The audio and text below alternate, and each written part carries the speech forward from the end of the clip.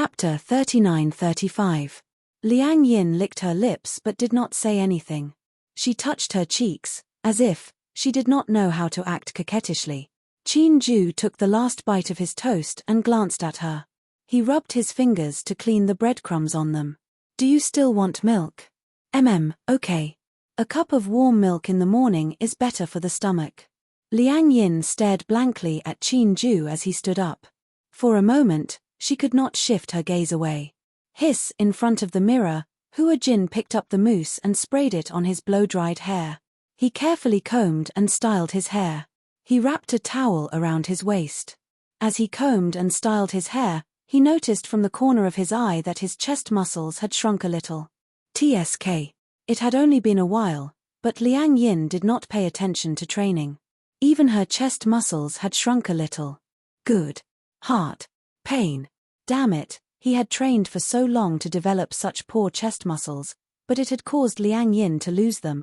How infuriating. Hua Jin pinched his chest, feeling a little dispirited. It's okay.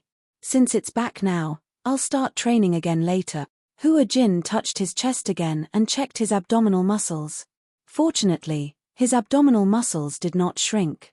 He was extremely lucky. Ding dong. The doorbell rang.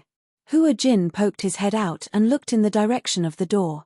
Could it be that Liang Yin had returned? He walked to the door and looked through the peephole. He almost suffocated when he saw who it was. Gong. He had just uttered a word when he covered his mouth tightly. Gong Jie. Why is it him? What is he doing here? Hua Jin leaned on the door again and peeked through the peephole, only to see Gong Jie staring fixedly at the peephole. It was as if the man could see him through the peephole. For a moment, he felt that he had nowhere to hide. He had to pretend that he was not here. Hua Jin turned around and tiptoed back to the living room, pretending that he was not here. Bang! A loud sound was heard.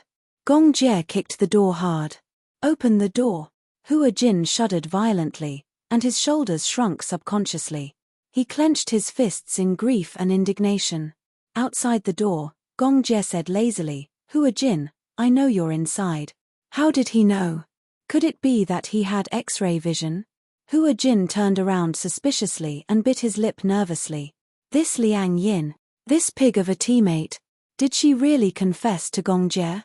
Hua Jin had always felt that Liang Yin must be joking with him. If it was a joke, why did the Gong Jie come to the hotel? Open the door. Gong Jie said again, I'm warning you. My patience is limited. Hua Jin was flustered. He wanted to go back to the living room to get his coat and put it on, but no matter how hard he searched, he could not find where Liang Yin had left it. Gong Jie kicked the door again, looking like he was about to break in. He ran his fingers through his hair, walked to the door, and took a deep breath. Only then did he muster up the courage to open the door. Then, with a smile that he thought was extremely bright and friendly, he looked at the man outside the door. Master Jie. Ah. The brighter Hua Jin's smile was, the darker Gong Jie's face became. Outside the door, Gong Jie looked Hua Jin up and down. He was half naked with a towel wrapped around his waist. His hair was carefully combed, and the smile on his face was as fake as it could be. Chapter 39-36. No. I didn't. Then why did you wake up so late? Hua Jin immediately yawned and pretended to be sleepy. I guess I just woke up. He was halfway through his sentence when Gong Jie narrowed his eyes at his meticulously combed hairstyle. Then, he glanced at the sleepy expression on his face. Gong Jie's thin lips curled up coldly. Obviously, he didn't think that his reason was convincing. Do you know how to sleepwalk? I haven't woken up yet. I've already combed my hair. Gong Jie raised his eyebrows at the man's embarrassed expression and said calmly, Say it. What's the matter? What the hell? Hua Jin was a little frustrated. Gong Jie came to his hotel early in the morning and gave him a big surprise. In the end, he asked him what was the matter. Hua Jin was angry, but he didn't dare to say anything. He still smiled and said, Nothing much. Why would I look for you? Nothing much. You asked me to meet you at the hotel? Gong Jie was getting more suspicious.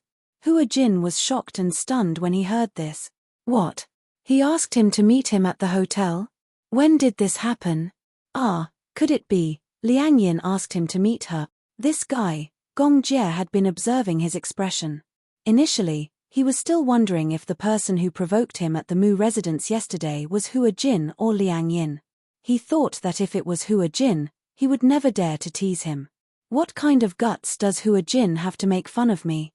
However, Gong Jie was now completely sure that the person who was spouting nonsense at the Mu residence yesterday was Hua Jin. Their identities had been swapped long ago. At the thought of this, Gong Jie's lips curled into a cold smirk as he walked into the room. Locking his gaze on Hua Jin, he closed the door behind him. With a click, the door locked automatically. Hua Jin was still feeling humiliated from being betrayed by Liang Yin. When he heard the door, he immediately looked up and saw that Gong Jie had actually stepped into the room. The door behind him was already closed. Hua Jin looked at Gong Jie and then at the door. He instinctively took a few steps back. He wanted to laugh, but the laugh that came out was uglier than crying. Master Jie, what are you doing? Hua Jin immediately moved aside. Since you're here, have a seat. As he spoke, he turned around and walked towards the living room like a deserter. He poured tea and water in a flurry. Gong Jie crossed his arms and calmly observed his brother's every move before he suddenly blurted out, "I've thought it through." Her. Hua Jin raised his head with a puzzled expression.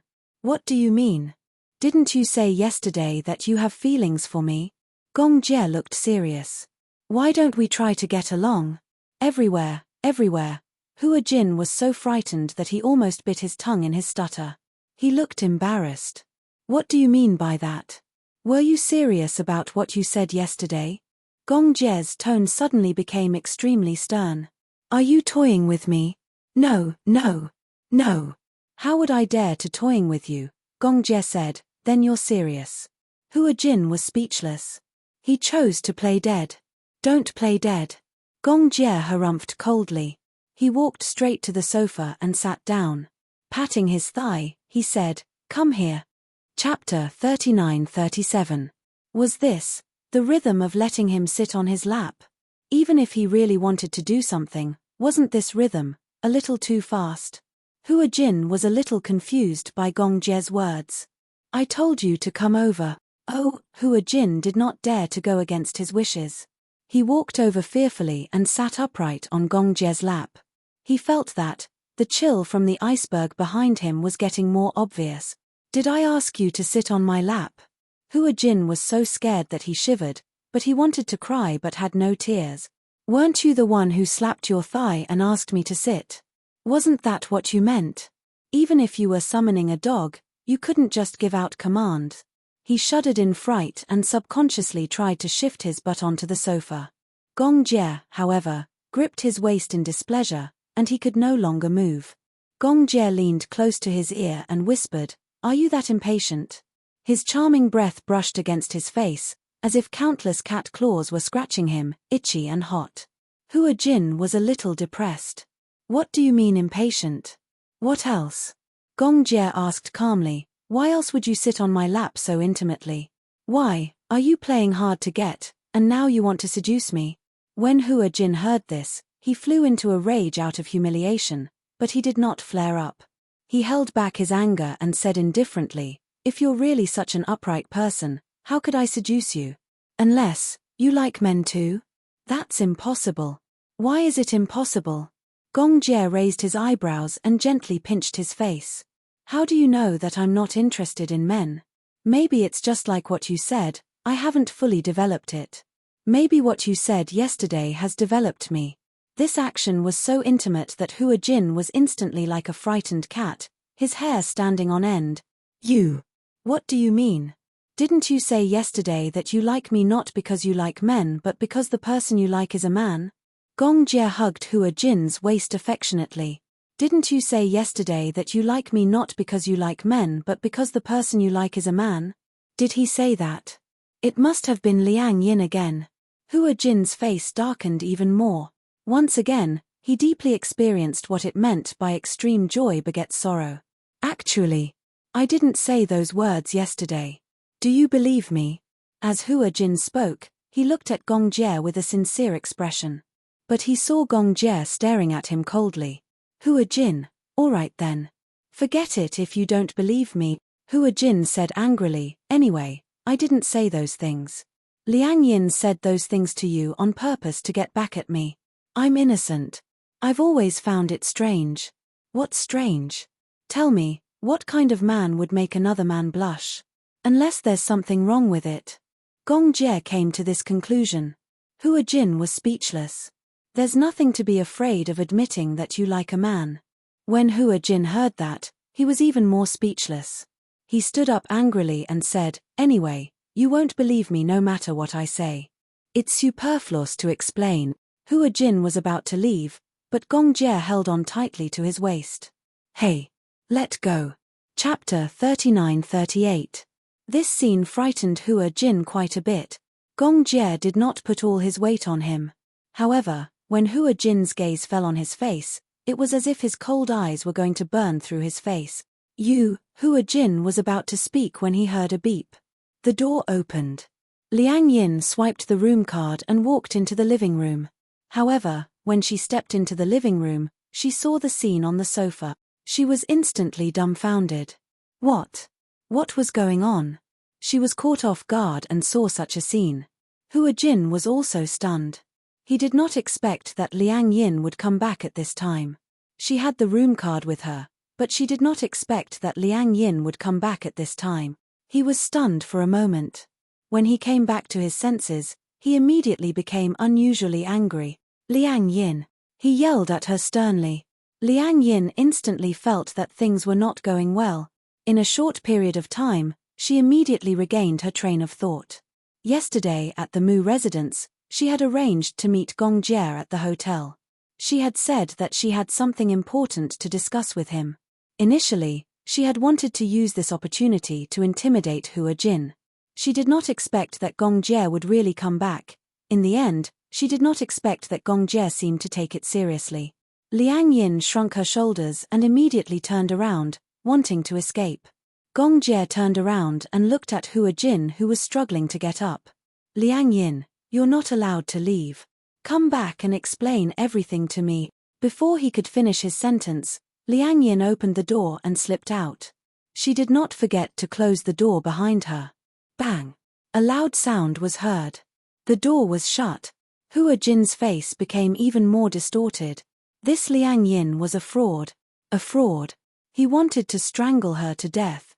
Gong Jie looked at Hua Jin's reaction and then looked at Liang Yin's guilty look. He was not stupid. Since he was the leader of Hurricane and had outstanding IQ, he naturally figured out what was going on. It seemed that the person who had confessed to him yesterday was really Liang Yin. Maybe this was a prank aimed at Hua Jin. However, even though he had figured out the whole story, he did not show any signs of understanding. Hua Jin looked at Gong Jie and immediately explained seriously, the person who confessed to you yesterday was really not me. Gong Jie remained silent. His eyes, which were as deep as an ancient pond, were devoid of any ripples. Hua Jin felt a little hopeless. Gong was so smart that he could not figure out what was going on. He had already explained it this way. If he still did not understand, then Hua Jin really did not know how to explain it. Ah, how infuriating. Gong Jie smirked and lowered his head. The tip of his nose was almost touching Hua Jin's nose. The distance between the two of them was closer than ever. He even felt that the air he breathed in was coming from between his lips and the tip of his nose. I'll let you off this time. Gong Jie let go of him and sat up slowly. Hua Jin saw him get up and did not dare to let his guard down. He stood up warily and looked very guarded. Gong Jie did not care about his vigilance. He stood up and walked towards the door. It was only after Gong Jie left the room that Hua Jin heaved a sigh of relief, feeling as if a heavy burden had been lifted from his shoulders. Pervert. Liang Yin went back to her room. She was restless. She stood up for a while and then paced back and forth. The doorbell suddenly rang.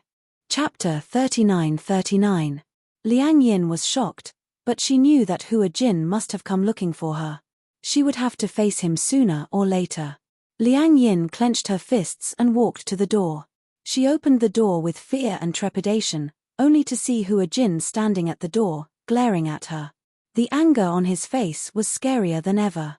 Liang Yin, here. Liang Yin stood at attention. Then, like a country bumpkin, she respectfully welcomed him into the room. Boss, don't be angry. This isn't.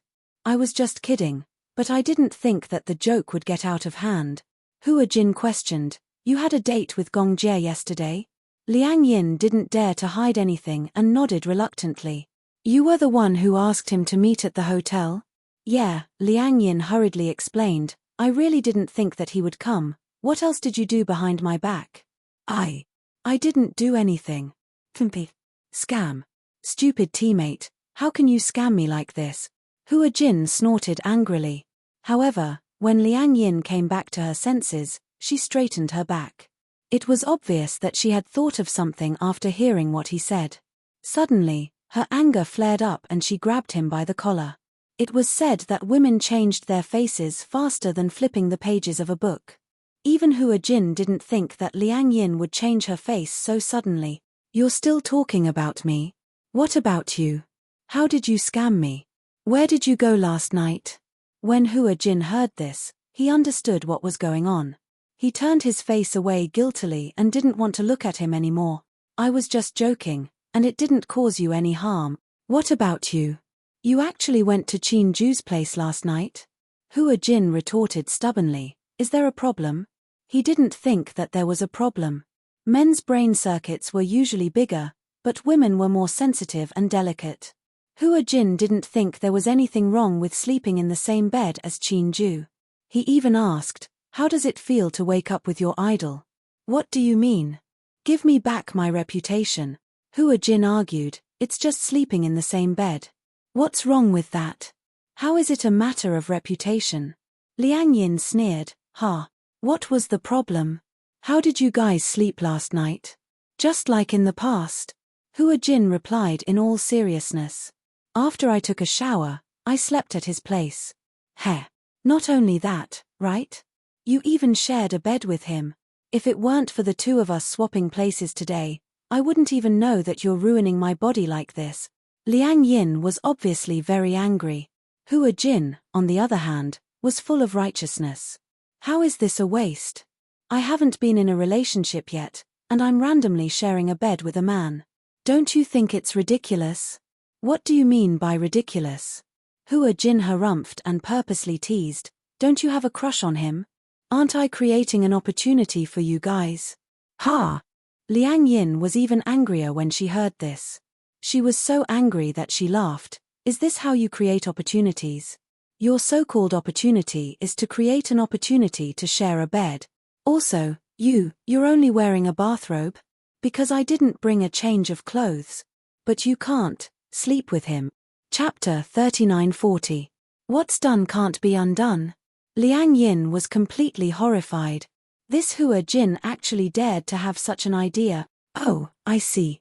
Then you're really doing it for my own good. Then why didn't you and Gong Jie do it? Pounce on him? Hey. Speaking of which, when I opened the door just now, I found you and Gong Jie on the bed. Did I interrupt your progress? It would have been better if she hadn't mentioned this. The moment she did, Hua Jin was instantly enraged. You still dare to talk about it? Let me ask you, why did you ask Gong Jie out at the hotel? What's your motive? Liang Yin cleared her throat and then imitated Hua Jin's teasing tone. She said lightly, what's done can't be undone. What's done can't be undone. Hua Jin reached out his finger and poked her forehead angrily. What's done can only be done between men and women. Do you know that you're pushing me into a sea of fire? Why would I harm you? Liang Yin pretended to be kind and said, no way, I see that you like him. How can you tell that I like him? If you don't like him, Liang Yin paused and raised her eyebrows. Then why do you look shy? Shy? How can you tell that I'm shy? You can't hide your shy expression. Hua Jin, if you really don't like him, you wouldn't have such an attitude. You're so timid. Even if you like a man, there's nothing wrong with that, right? Liang Yin's words undoubtedly stunned Hua Jin. He was still stubborn. I don't have any feelings for him at all. That's just what you think. Liang Yin asked again, you haven't made it clear. Did anything happen between you and Qin Ju yesterday? Hua Jin was still immersed in his messy thoughts. Hearing Liang Yin's question, she asked impatiently, "It doesn't matter whether it happened or not. Don't you know? How would I know what happened last night? I don't have any experience. Is your first time still there?" Hua Jin suddenly asked. Even though Liang Yin and Hua Jin were no longer in a normal relationship, she still felt a little uncomfortable being questioned like this. She blushed and said, "I haven't had a boyfriend yet." "What do you think? You haven't had a boyfriend yet?" "Because my ideal type is Tang Yu." "And now?" Hua Jin teased, "Is he still your ideal type?" "No." A look of disgust appeared on Liang Yin's face. "I must have been blind to fall in love with such an idol. If a girl doesn't have it for the first time, it will be very painful." "How did you know?" Hua Jin looked at her as if she was an idiot. Liang Yin blushed and didn't ask any more. But she vaguely remembered that Qin Ju had asked her a question. "Did I hurt you last night?" This sentence had a deep meaning behind it. Liang Yin was still a little doubtful. "Are you sure nothing happened last night?" I'm sure." Hua Jin said seriously, "Come on, I'm a man of principles. Do you think I'll play pranks on other people's bodies? You only wore a bathrobe and nothing underneath to sleep on the same bed with Qin Ju." "That's quite unprincipled," Hua Jin retorted. "Who told you to provoke me first?" Chapter 39:41. Hua Jin said angrily, "At the end of the day, you shouldn't have used my body to provoke the Gongjie. Did you ask for my opinion when you did that? Since you didn't ask for my opinion when you played a prank, why couldn't I? Just because you're a girl, does that give you special privileges? People should learn to put themselves in other people's shoes, what should be done and what shouldn't be done. Since you said that two people should be responsible for each other, then did you do it?" Liang Yin was speechless. Initially, she hadn't taken this matter to heart. However, after Hua Jin's reminder, she suddenly realized that she had indeed gone overboard with what she had done. "I'm sorry," Liang Yin immediately apologized. "I didn't think that you would mind so much." "Anyone would mind." Hua Jin continued, "Yesterday, nothing happened between Qin Ju and me. I only tried to sound him out. But he's so smart that he immediately guessed that I was trying to sound him out for you. Don't worry, even if the two of us slept on the same bed, nothing substantial happened, so it wouldn't be a big deal. But you said that you actually stole a kiss from the Gongjie? You said that I went overboard, but I haven't said that you did." As Hua Jin said this, he sat down on the sofa, picked up the script on the table and started to read it seriously. Liang Yin didn't dare to disturb him, but she kept thinking about how to apologize to him and beg for his forgiveness. Hence, she stayed in the room and refused to leave. Hua Jin didn't bother her and let her stay on the sofa. He hadn't memorized the script before, but since he had switched back, he had to memorize the script properly since they were going to shoot tomorrow. Unknowingly, it was already noon. Hua Jin finished memorizing a few pages of lines. When he lifted his head to stretch his body, he realized that Liang Yin was curled up on the sofa and had already fallen asleep. He walked over and gave her a gentle nudge. Liang Yin woke up instantly and sat up. She saw Hua Jin standing in front of her with no expression on his face. "Did you not sleep well last night?" When Liang Yin heard this, she shook her head and said, "No, I don't know. I just felt very sleepy, maybe there was nothing to do." Suddenly, she didn't need to memorize the script. Instead, she didn't feel relaxed and only bored. When Hua Jin heard this, he smiled and said, "Let's go out for lunch. After lunch, we'll rehearse." "Oh," Liang Yin's question, "You're not angry anymore?" "Yes. I'm very." Hua Jin then added, "But men shouldn't stoop to a woman's level. She SSSSSS, she's is. I less DTSSSSDSSSS. And we'll sour." Since she had already said so, Hua Jin did not say anything else and changed the topic. "What do you want to eat?" "I of S of T." "Okay." "Oh, right." At the mention of pizza, Liang Yin suddenly smiled mischievously and said, "Boss, I'm working for you. You haven't paid me yet." "Oh." Hua Jin took out his cell phone and asked, "Do you still remember your bank account number?" "Yeah, I remember." "Why? Give it to me." Are you going to pay me? Chapter 39:42. Hua Jin said generously, I'll transfer the money directly to your account. Okay. Liang Yin gave him her bank account number. Hua Jin held his cell phone. After a while, Liang Yin's cell phone beeped with a notification that the money had been transferred to her account. Liang Yin picked up her cell phone and glanced at it. It was a notification from her account that she had received $1 million. She was so shocked that her eyes widened. 1 million. Yeah. So much. Liang Yin had never seen so much money before and was dumbfounded. $1 million. She had only acted in a few scenes for him to earn so much money. Liang Yin felt that this money was like a pie that had fallen from the sky. You acted in 2 episodes for me. I told you before that we'll split the pay in half. $1 million for 2 episodes. As Hua Jin said this, his lips curled into a smile. Moreover, you acted very well. You deserve this pay. Liang Yin hugged her cell phone in surprise, her face full of happiness. Seeing her expression, Hua Jin couldn't help but laugh. Do you feel like you've suddenly become a nouveau riche? Haha. Did you know? Some people in my hometown demolished a few hundred square meters of private property. Guess how much it cost to demolish it? How much? $800,000. Hua Jin expressed his surprise. What kind of remote place is your hometown? Why is it only $800,000? Anyway, it's not far from the capital. But it's been developed into a highway. After all, to Liang Yin, getting $1 million after acting in such a small role was undoubtedly the same as winning the lottery. As Liang Yin said this, she stood up and patted Hua Jin's shoulder generously. Let's go, I'll treat you to pizza today. Yo, Boss Liang is so generous. There was a Western restaurant in the film studio complex. It was very secretive. Basically, it was a private room.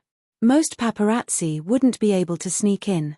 Hence, most celebrities liked to dine at this Western restaurant. On the way, they bumped into some celebrities. When they saw Hua Jin, they greeted him respectfully.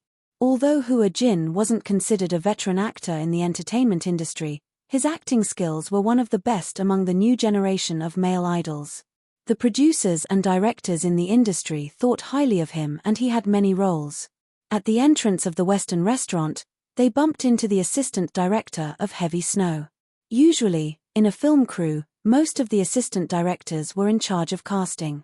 Upon seeing Hua Jin, the assistant director grumbled to him. Something happened in the production crew recently. What happened? Hua Jin could not help but express his concern when he saw the assistant director's frown. Didn't you know? Li Jin was kicked out. It flew. Hua Jin was a little surprised. Oh, speaking of which, who is Li Jing? Oh, the director knew that Hua Jin usually did not get close to other actresses, so he mentioned, she's the one who played Jiyu Huanio. Auntie. Auntie. In the production crew, although Li Jin looked younger, she was still old. Hence, everyone in the crew called her auntie. Why was she kicked out? Chapter 39:43.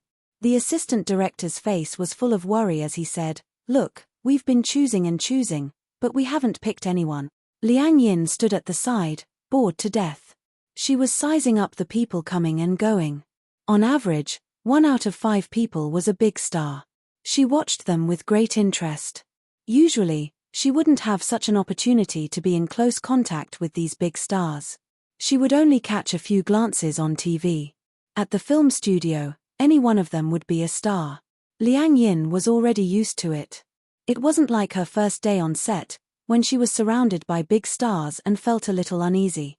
Now, she had a normal attitude towards stars. She felt that these stars were good at acting and were pretty, but they were actually no different from ordinary people.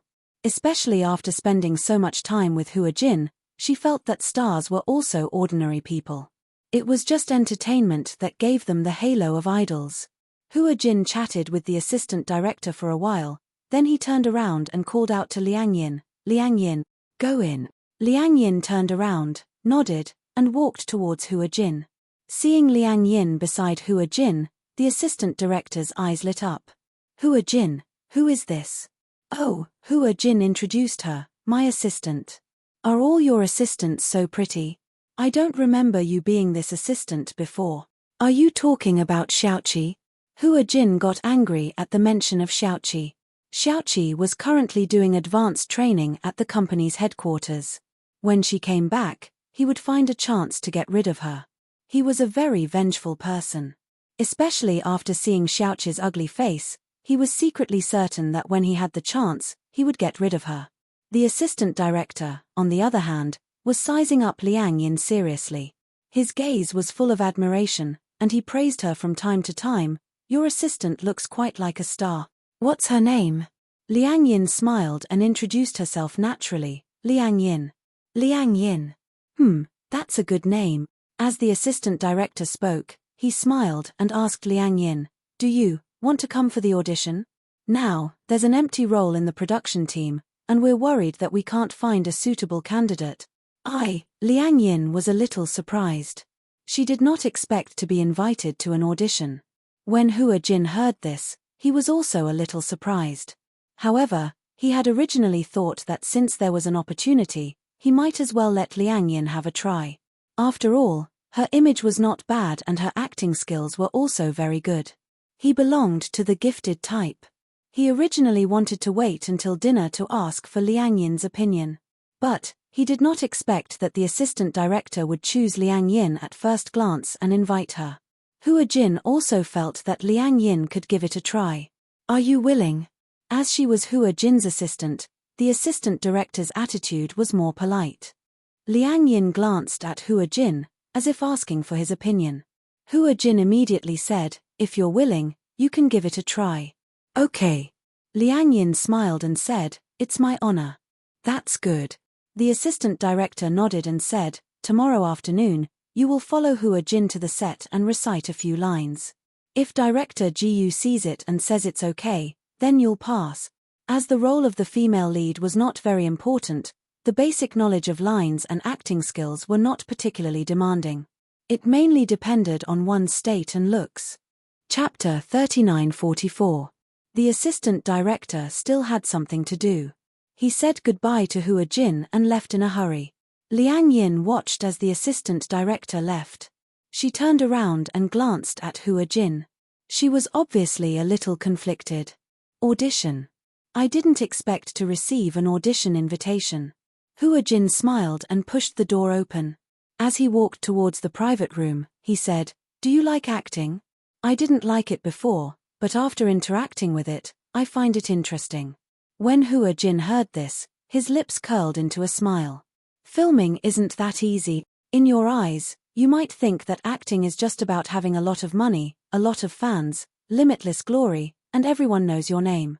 But in reality, acting is not that simple. You might be slandered, spread rumors, or even be subjected to online violence. When people scold you, you can't talk back. Why? Because you're a public figure. Hua Jin said, even if you use a fake account to scold people, you'll still suffer a lot if the netizens find out. That's scary. But if you have a strong background, no one will dare to touch you. I don't have a strong background. Liang Yin was a little scared.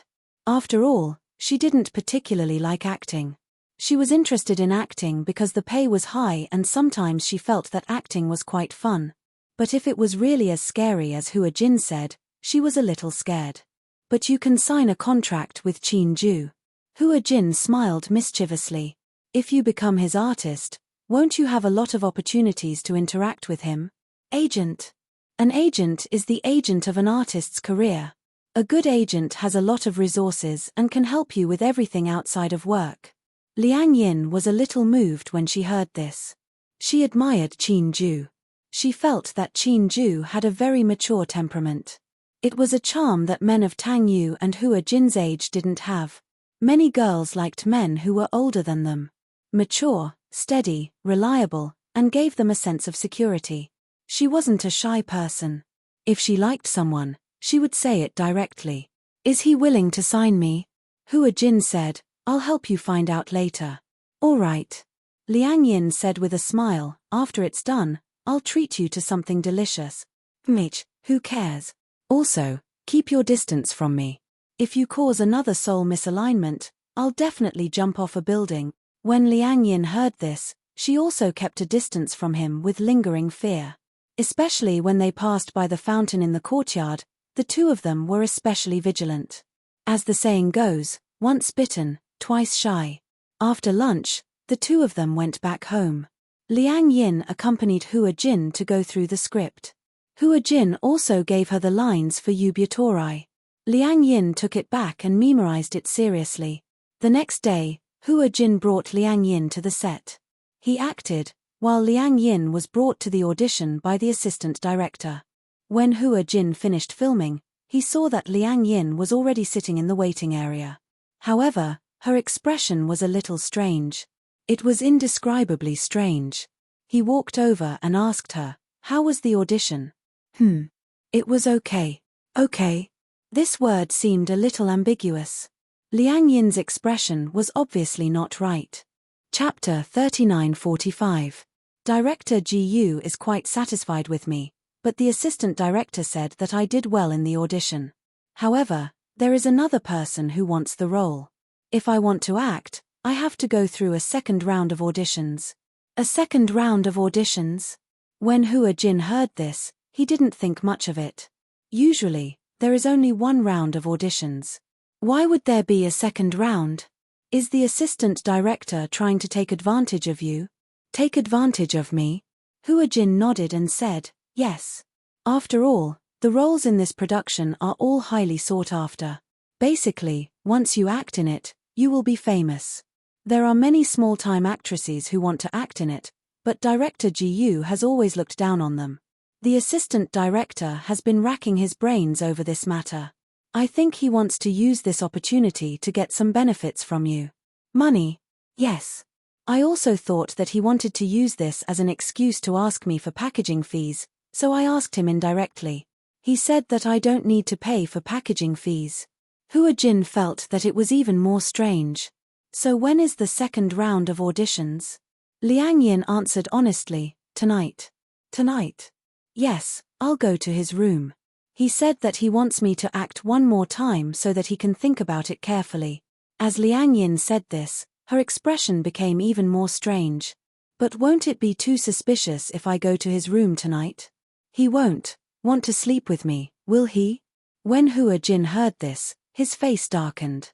He wants you to go to his room? Tonight? Yes. Do you even need to ask? When Hua Jin heard this, he was also very angry. He sat beside her and said, "You're not allowed to go. He obviously wants to sleep with you. When you go into his room, you won't be able to tell how many people are in the room and whether you can walk out of it." This assistant director also had a criminal record. Rather than a criminal record, it was more like one was willing to be hit and the other was willing to be hit. As the assistant director, he was in charge of the casting process. Other than the roles that the sponsors and the director had assigned, the other roles depended on what he said. Naturally, there would be people who wanted to climb up the ladder. In fact, there were many of them. However, this assistant director was known for his ugly table manners in the industry. He was quite ruthless when it came to playing with women, especially when he used the excuse of discussing the script to invite two popular actresses to talk about the script. It would have been fine if it was just the unspoken rules, but he had already instructed the paparazzi to release the news in advance and take pictures of the two actresses following him into the hotel. Then, he held on to these photos and waited for the drama to finish filming and enter the promotional period. Then, he casually released these photos, but it was still considered a sensation for a while. In reality, no one cared about these two young actresses. All they cared about was the dark side of the entertainment industry that no one knew about. Because of this, the show became popular and was bought over by a media website at a high price. The viewership ratings also broke records. However, the reputations of these two young actresses had been completely ruined. They had been used as stepping stones, and there was no place for them to cry. Later on, she had plastic surgery, changed her name, and took on a few dramas, but they were all lukewarm. As for this assistant director, because of the unbreakable publicity, he was still doing well. The entertainment industry was like this. It was an abyss of suffering. It was easy to dodge a spear in the open, but hard to defend against a stab in the dark. In order to rise and fall in the industry, it depended on who was ruthless enough. Usually, those who stood at the top were those who could go all out. Chapter 39:46. Liang Yin still had a lingering fear when she heard this. Luckily, she had reported this matter to Hua Jin in advance because she also felt that it was quite suspicious. That was why she had her suspicions and told Hua Jin about it. She didn't expect that there would be so much involved. Then I won't go. Liang Yin knew that this opportunity was very precious. If she didn't go, she might even offend the assistant director. However, she really didn't want to come into contact with such things. If this was the price to pay for being famous, she was willing to give it up. Sigh. Liang Yin had underestimated her own experience. Hua Jin saw her disappointed look and comforted her. It's okay. It's not like this role is the only thing you want. Later, I'll ask Qin Ju to see if there are any vacancies in the cast. No need. Liang Yin smiled and said, actually, I think being an assistant is pretty good. I can help you with the scenes and also be a bystander. In this industry, there were often some shocking things that could be gossiped about. Although it was quite world-shattering, Liang Yin was used to it. She enjoyed the gossip. Hua Jin didn't take it to heart. After all, Liang Yin didn't seem to take it to heart either. At night, Hua Jin was reading the script when his cell phone suddenly rang. He picked up the phone and realized that it was the assistant director. There were 2 assistant directors in the cast. One was in name and the other was in charge of casting and high-level affairs. His name was Meng Hao. Hua Jin didn't give him a contact number, but there was a group account in the cast. Looking at this account, Hua Jin recognized that it was Meng Hao. Usually, Meng Hao wouldn't call him unless it was something important. He guessed that this must have something to do with Liang Yin. When he picked up the phone, the other party asked directly, Hua Jin, what's wrong with your assistant? Didn't you say that there's an audition tonight? Why don't I see her? Also, I can't get through to her cell phone. Director Mong, I've heard about what happened today. I was the one who told Liang Yin not to go. Liang Yin is innocent. You can fool her, but can you fool me? Do you think I don't know what you're planning? In this industry, if you want to be in a film, you have to go all out. But, Liang Yin is my assistant. Even if you want to give me face, you shouldn't do this. That's fine, but you actually came to me to ask for him? There was a deathly silence on the other side. After a long time, Meng Hao smiled. He naturally expected that Liang Yin must have told Hua Jin about this matter, so he didn't avoid it. After all, she was just an assistant. She expected that Hua Jin would at most turn a blind eye to it and not care about it. Meng Hao had taken a liking to Liang Yin. With Liang Yin's looks, it was definitely rare to see someone like her in the entertainment industry. Many celebrities in the entertainment industry had their looks altered, but they often looked like the product of an abortion line. This included the newcomers, who had undergone plastic surgery to look like popular actresses. Yoon Shusha, who had been popular for a while, had such a pure and innocent face. She was already a little tired of looking at all these faces. There weren't many natural beauties like Liang Yin. She was definitely a treasure. The more Meng Hao looked at her, the more he liked her. Aya, this is an inevitable process. You should know. Who doesn't come here at this time? If you can't even accept this, how can you stay in the entertainment industry? Chapter 39:47. When he said this, Meng Hao was immediately displeased. Even his tone became lukewarm. Hua Jin, you're not ordinary now. You're famous. Don't forget how you got to where you are in the past. You're looking down on the unspoken rules. Don't you think that your unbearable past is a stain that you can never erase? Do you think that the past doesn't matter now that you're famous? Ha! Hua Jin is just an assistant. Do you have to be so protective of her? When Hua Jin heard this, his face turned pale. Then, he retorted, Director Meng, let's talk about the facts. If you want to use the unspoken rules on my assistant, then let's talk about it openly. I can't say anything if a man and a woman are willing. But don't you think that's too disgusting to deceive her? Perhaps it was this word that enraged Meng Hao.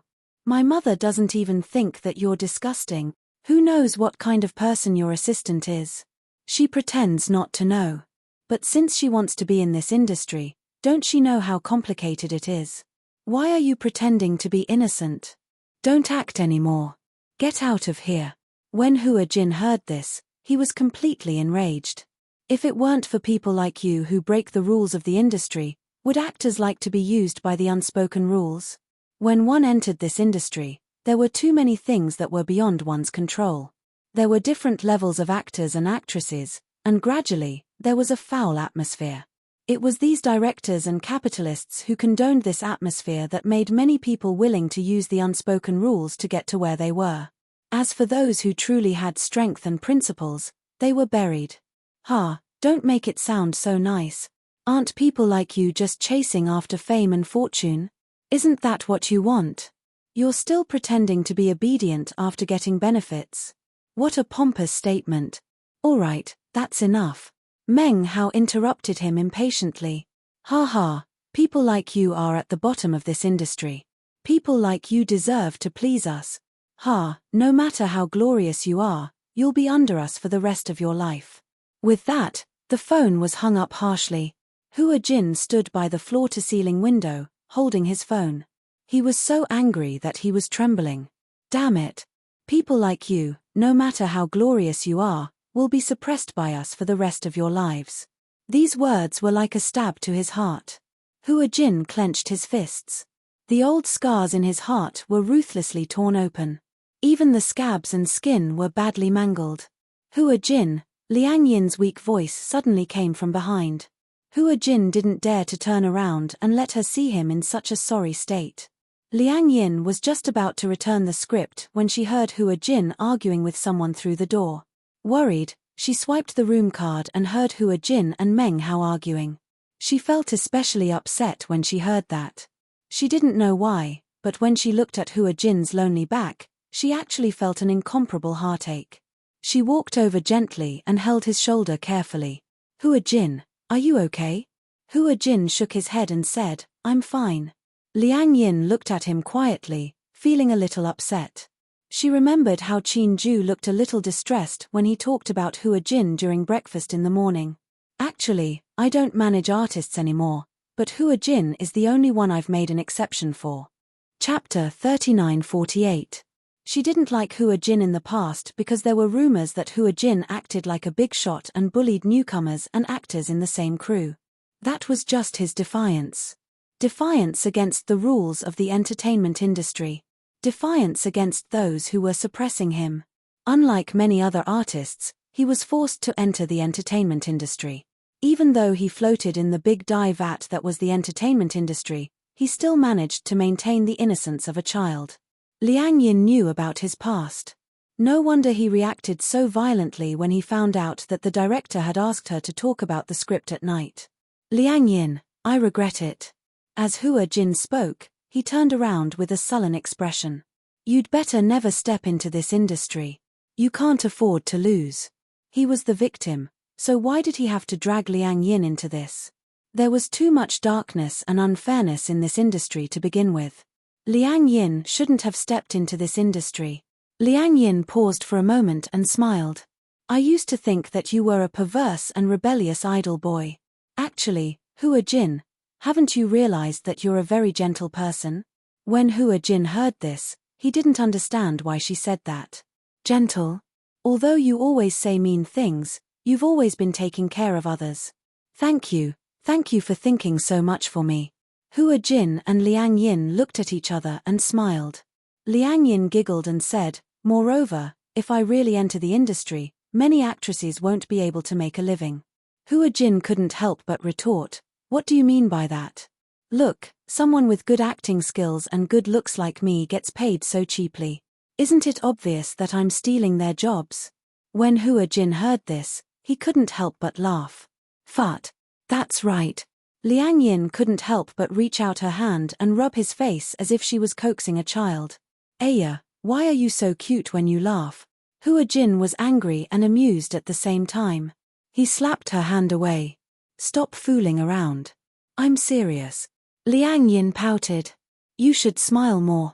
Hua Jin curled his lips into a half smile and raised his hand to pinch her cheek. The next day.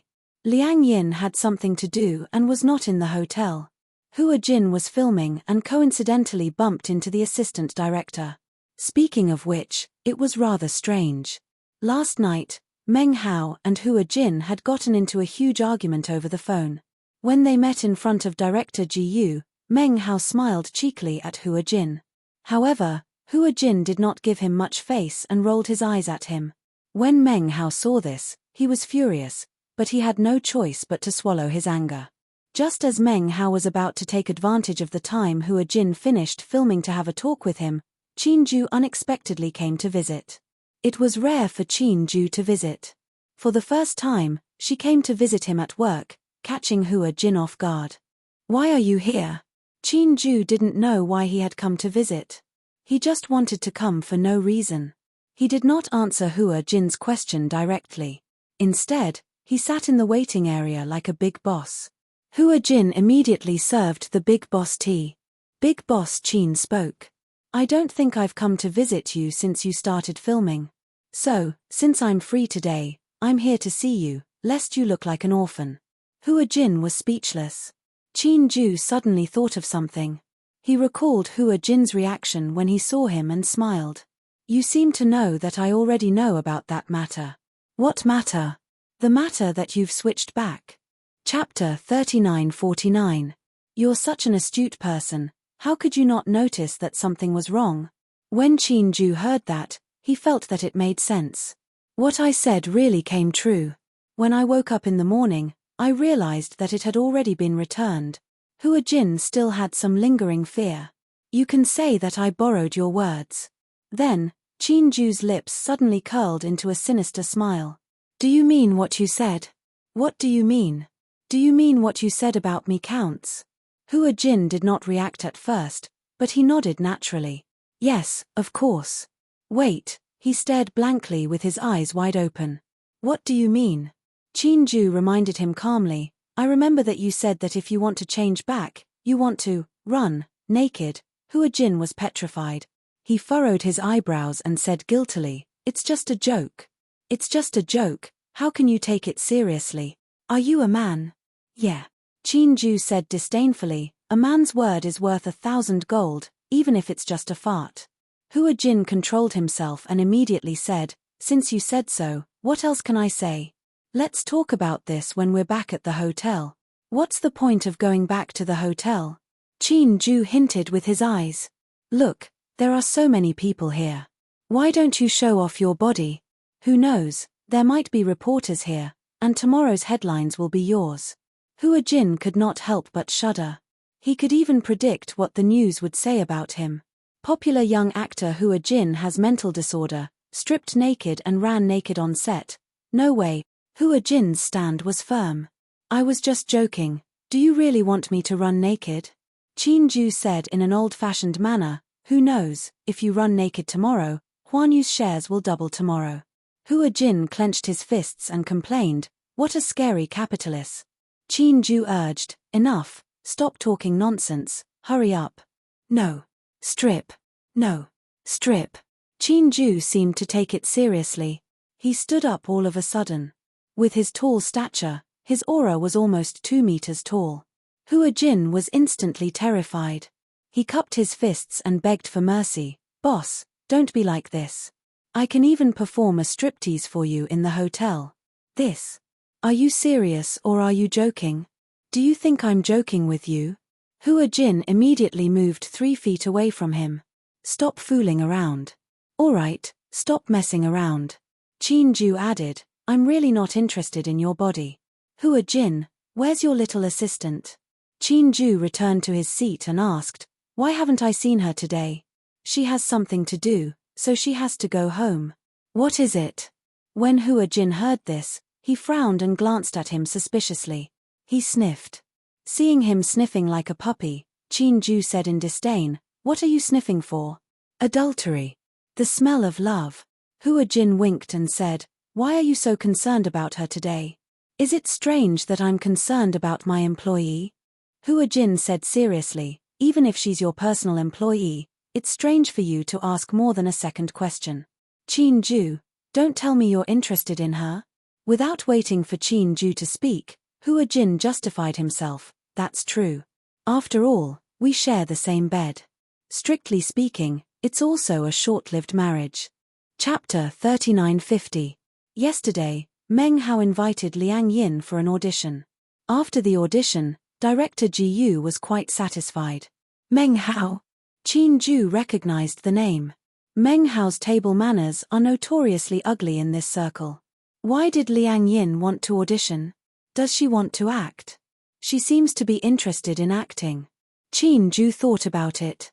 Since she passed the audition and director Ji Yu was very satisfied, what's next? Hua Jin said, Meng Hao invited her to a hotel tonight to talk about the luminous script. Luminous script. When Qin Ju heard this, his eyebrows furrowed. This word had a deep meaning in the industry. There were often directors and producers who used the excuse of talking about the script to invite new actors or celebrities who wanted to act. They would go to the hotel under the guise of talking about the script and do inappropriate things. Of course, this did not only happen to male directors. Some older artists with more experience and resources were not limited to men and women. The object of this unspoken rule was also not limited to men and women. Especially many male directors, men and women had different tastes. The sexual orientation of many directors was a mystery. Qin Ju knew that Meng Hao liked to play with women. Sometimes, he would also play with some of the new young men. It was quite disgusting. Qin Ju had been in the industry for so many years, and countless women had been sent to his door. It was not that he was not moved, but he felt that it was dirty. It was not that he felt that those who did not hesitate to sell their bodies for fame were dirty. It was that he felt that this kind of transaction was too dirty. He did not touch it. Although walking by the river often, who would not wet their shoes? But Qin Ju did not know what it was. It was as if he was made of steel, and his determination was extremely terrifying. However, there was one thing that everyone in the industry tacitly agreed on. No one dared to touch Qin Ju's people. No matter how low their status was, as long as they were under Qin Ju, no matter how crazy they would not dare to touch a hair on them. Therefore, many newcomers who signed with Huanyu dreamed of being under Qin Ju. Because if they became Qin Ju's artists, not only would the resources be explosively good, but they would also not have to go through those ugly unspoken rules. In this industry, even if they did not take the initiative to offer themselves, sometimes they could not help but be selected by the boss. They had to accompany him.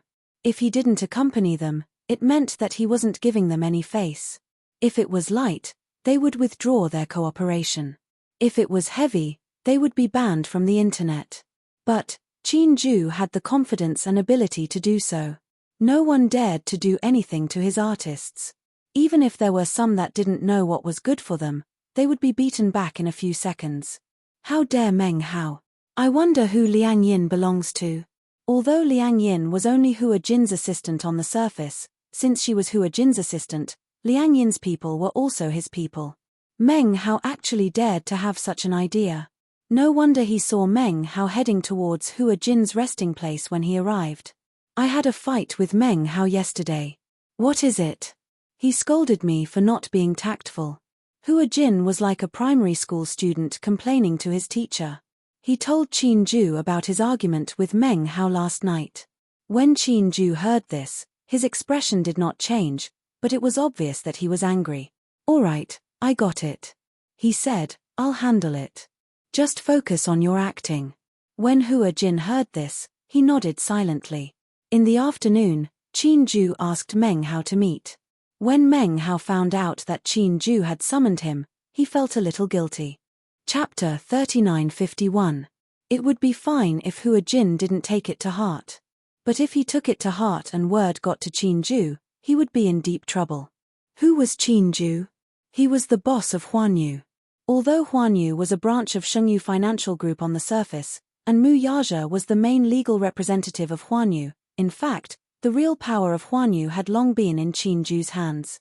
Mu Yaja had already handed over the real power of Huanyu to Qin Ju. If it weren't for their strong friendship, he would never have ceded such a big Huanyu to Qin Ju. This showed that Qin Ju and Mu Yaja had a good relationship. Most importantly, Everyone knew that Mu Yaja's wife, Yoon Shusha, was an artist under Qin Ju. Although Yoon Shusha did not stop acting after giving birth to a little princess, she was no longer as active as before. She would occasionally take on high-quality female lead roles or attend some charity events. Basically, she would decline to participate in variety shows. It could be said that she had pretty much disappeared without a trace. But under Qin Ju's operation, as long as Yoon Shusha acted in a TV series or movie, it would definitely be the most popular. Whether it was the ratings or the box office, they were all second to none. What a terrifying operation to create such a situation. Qin Ju was now mainly in charge of the operation of Huanyu. The only artist who was more active under him was Hua Jin. It could be said that Qin Ju's focus now was all on Hua Jin. Meng Hao was also sure that offending Hua Jin would undoubtedly offend Qin Ju indirectly. So, the next day, he thought about trying to apologize to Hua Jin.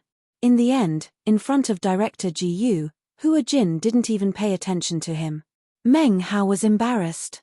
Director Ji Yu also realized that something was wrong and couldn't help but ask what was going on and if he had offended Hua Jin. How could Meng Hao admit it? He was still angry.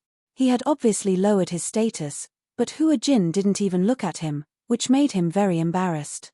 Director Ji Yu added, "Luckily, you didn't offend Hua Jin.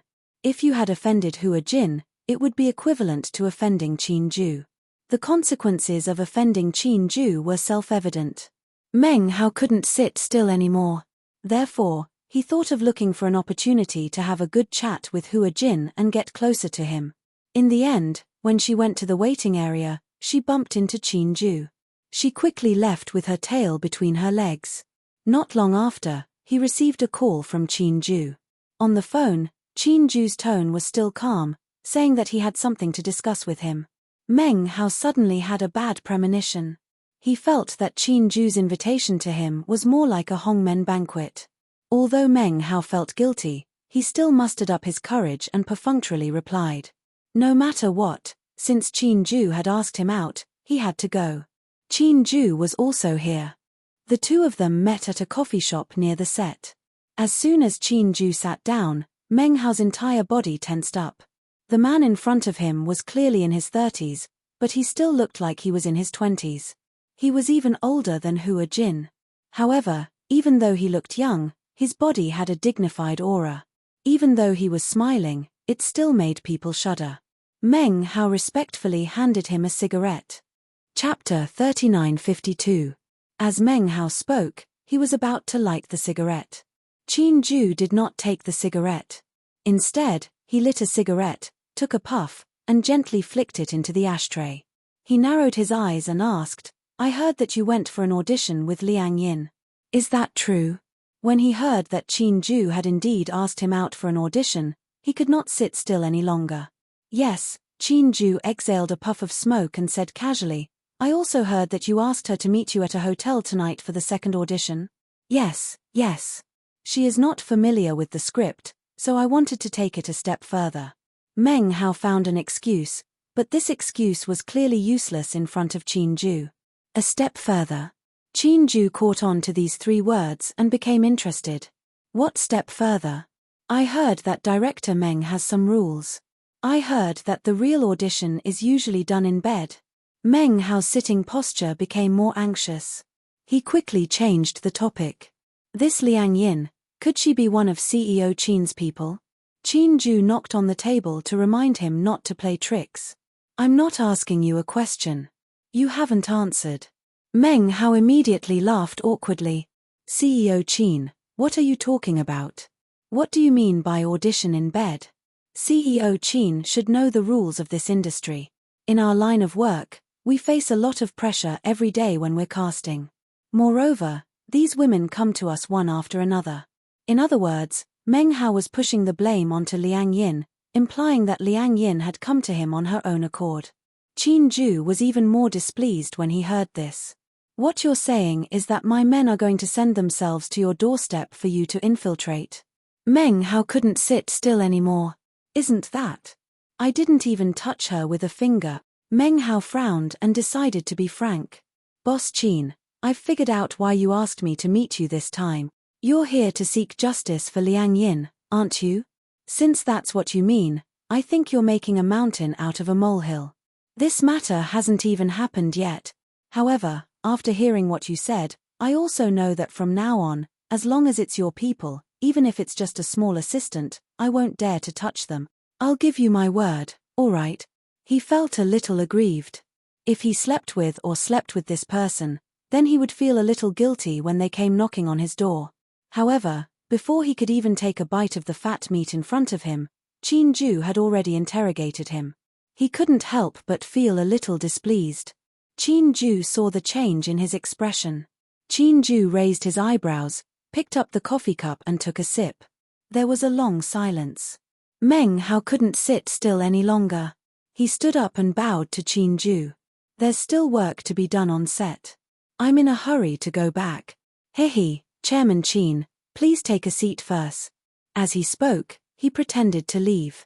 Qin Ju, on the other hand, appeared to be neither hurried nor slow. He did not even lift his eyelids as he asked, "Did I allow you to leave? I remember when we first met, you were still a small-time producer. Now that you've been promoted to assistant director and have more experience, you're looking down on others." Heh. Chapter 3953. He had originally wanted to find an excuse to leave, but now that Qin Ju had said that, how could he dare to leave? He didn't even know if he could walk out of this cafe. It was said that Qin Ju's methods were ruthless. In the industry, no one dared to provoke him because he always won by surprise, making it impossible to guard against him. It wasn't that he liked to backstab people. Instead, he used his power to oppress people. Qin Ju had a lot of power, and he knew that he had a lot of power. Hence, he used it to oppress people. He was a person who hated trouble. If he could solve it with power, he didn't want to waste his energy. Meng Hao didn't know what Qin Ju's motive was, so he decided to lay his cards on the table. CEO Qin, may I ask what you mean by this? Why don't you tell me directly? If I can compensate you, I will do my best to do so. Qin Ju said slowly, I'm just a little surprised. I didn't think that there would be someone in this industry who would dare to offend my people. That's why I find it a little unbelievable. Meng Hao quickly said, I didn't think of it at first.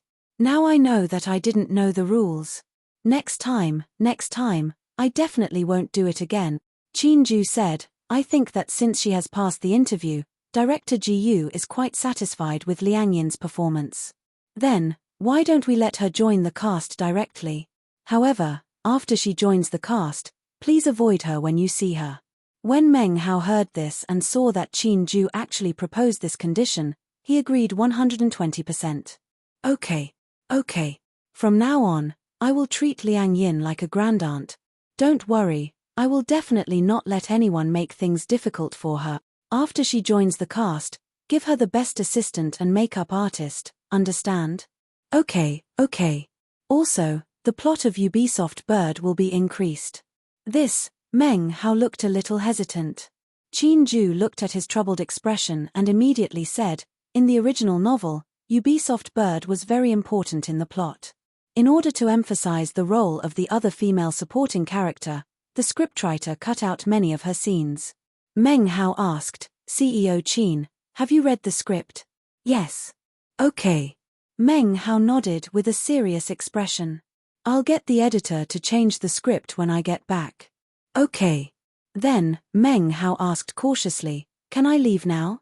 Qin Ju didn't say anything, but he didn't ask him to stay either. Seeing that Qin Ju had tacitly agreed, Meng Hao immediately left with his tail between his legs. In the evening, Liang Yin received a call from Meng Hao. She thought Meng Hao was calling to harass her, so she did not pick up. Not long after, Meng Hao sent a message to say that Qin Ju had spoken to him in the afternoon. He solemnly apologized to Liang Yin and said that he could directly arrange for her to join the set. Moreover, he had already contacted the scriptwriter to change the plot. The plot of Ubitoro would become more serious. Liang Yin was shocked. She didn't expect that Meng Hao would call her to inform her that she would be joining the crew. However, she was still a little suspicious. Hence, she hurriedly called Hua Jin and told him about it.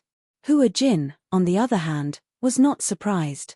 He had also heard about it. It's probably because Qin Ju talked to him today. Qin Ju? Liang Yin was a little puzzled. Director Meng said that Qin Ju was the one who looked for him. What happened?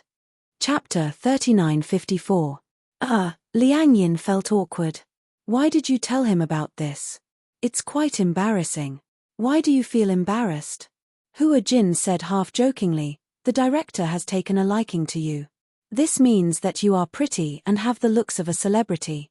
Shouldn't you feel happy when you think about it? Liang Yin did not know whether to laugh or cry. She was more curious about Qin Ju. What did he say to Director Meng today? I don't know what he said to Meng Hao, but Qin Ju seemed to be very angry. I guess he went to reason with Meng Hao. Meng Hao was afraid of causing trouble, so he arranged for you to join the production team. To the production team, this should be an exception. Haha, I feel that Qin Ju cares a lot about you. Don't talk nonsense. What do you mean I'm talking nonsense? You don't know that he actually came to visit me today for the first time, Hua Jin said angrily. You don't know that he rarely comes to visit me even though I've been in the production team for so long. He actually came to visit me today. Could it be that he has found his conscience? To Qin Ju, Hua Jin should belong to the free-range type. Firstly, Hua Jin was more obedient and did not cause trouble, so he was not worried. Secondly, he had already arranged for work matters. He only needed to send the draft to his assistant's email and Hua Jin would follow the schedule. It was under such circumstances that Qin Ju actually came to visit her. Who knew what he was thinking? Liang Yin, however, was still skeptical. Then, should I join the production team directly? Yes, you can join the production team directly. You don't have to worry about anything else. I heard that Qin Ju even arranged an assistant for you. An assistant arranged by Meng Hao? Liang Yin was still worried. She felt that Meng Hao would not let her off so easily after being taken advantage of. Don't worry. Meng Hao won't dare to offend you. In the past, no one dared to offend Qin Ju. Now that Qin Ju is different from before, how dare Meng Hao? What a joke. What ability does he have? He's just a small assistant director. When Liang Yin heard this, she was a little dazed. At that time, she was filming on the set. When she went in and out of the film studio, she would often see women dressed to the nines. They would either hold the assistant director's hand or the producer's hand as they walked on the streets, smiling like flowers. Even such a small assistant director was enough to make them scramble like a flock of ducks. Now, based on Hua Jin's tone, the assistant director was actually a mere person. In this circle, the difference in level was not small. But, since Hua Jin said that she could directly join the crew, Liang Yin had no choice but to comply. By the way, your pay has also been set. It's the highest among the supporting roles, 100,000 yuan per episode. 100,000. I'm guessing it's because of Qin Ju. But, the production crew only dared to name a price because Huanyu is one of the investors. Either way, let's just assume Qin Ju is paying you. Liang Yin was a little flattered. Hua Jin said enviously, that's great. You come from such a good family. You have to know that you haven't signed a contract yet. You don't have to share your pay with anyone. I've just debuted. I can't even get 100,000 yuan per episode, let alone 100,000 yuan per episode. I just want to show my face. Liang Yin felt even more uneasy. She felt that she owed Qin Ju a lot. Why did he treat her so well? Could it be, was he interested in her? Liang Yin quickly waved her hand when she thought of this. Chapter 3955. Just as Liang Yin's imagination was running wild, an unknown number called. Since she didn't save the number, she didn't know who was calling. She picked it up suspiciously. Qin Ju's voice came from the other end of the line. Are you free tonight? Liang Yin recognized Qin Ju's voice. She was so nervous that she couldn't be any more nervous. She stood up, looking a little uneasy, as if her idol was really standing in front of her. Qin Ju heard her stuttering and obviously nervous. He couldn't help but laugh. You seem a little nervous when I called. No, why are you calling me? Liang Yin held her forehead in annoyance as she asked this question. She sounded as if she didn't like him calling her. She definitely didn't mean it that way. She hoped that he wouldn't misunderstand her. Chin-ju found her even more interesting after hearing this. She was so nervous. It seemed that what Hua Jin said about Liang Yin having a crush on him was true. Don't be nervous. I'm just asking if you're free tonight to have dinner together. Dinner. Liang Yin was so excited that she almost couldn't catch her breath. When she came back to her senses, she quickly nodded and said, "Of course I'm free. What are we eating?" However, after saying this, Liang Yin felt a little annoyed again. Why did her tone and words make it seem like she wasn't reserved at all? Would he think that she was a frivolous woman who couldn't wait to throw herself at him? Liang Yin suddenly felt that both her IQ and IQ had dropped by more than one level. They weren't even in love yet. How could she be so stupid?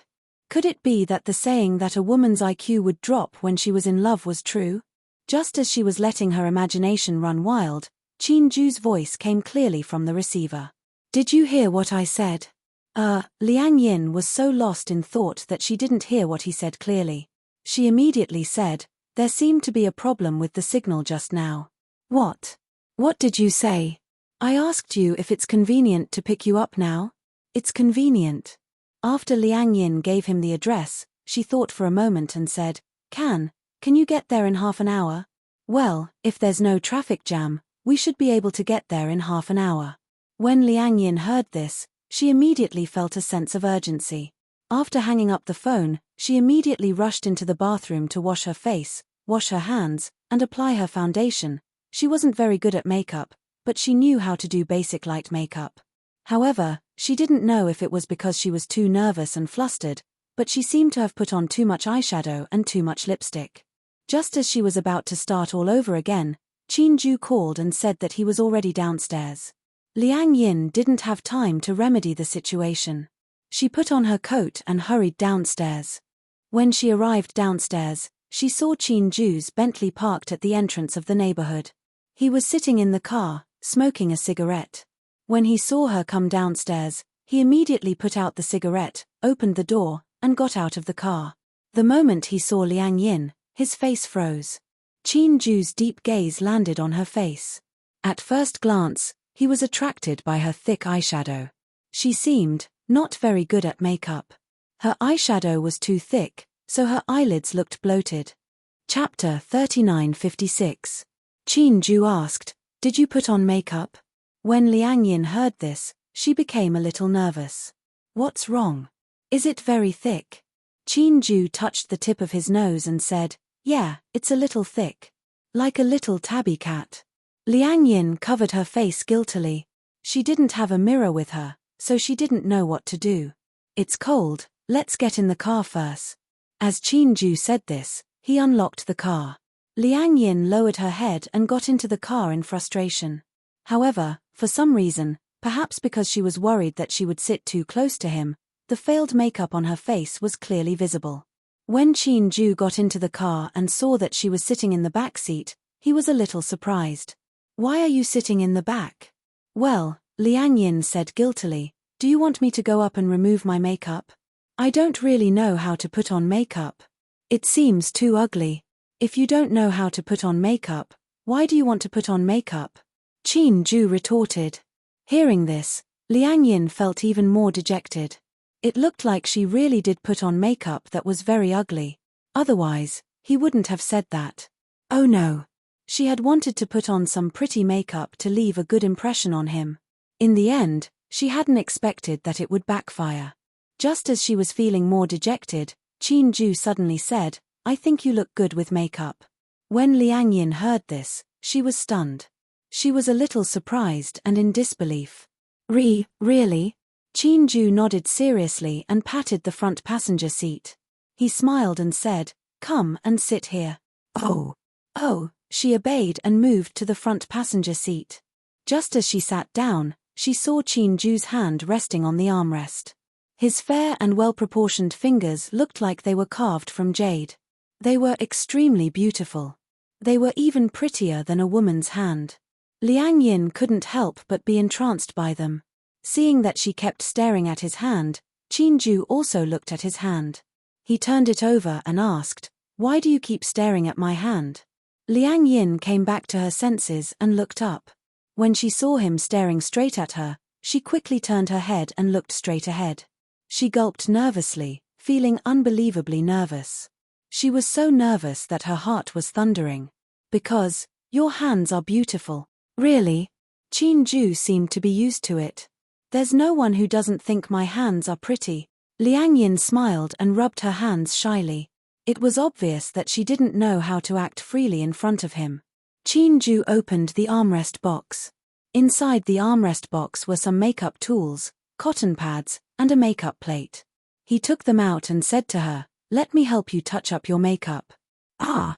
Liang Yin did not react in time and was very surprised. Do you know how to put on makeup? I know a little. In the past, when I was taking care of Xingzhe, I was busy, so I would help him touch up his makeup. So, I'm used to having these things prepared.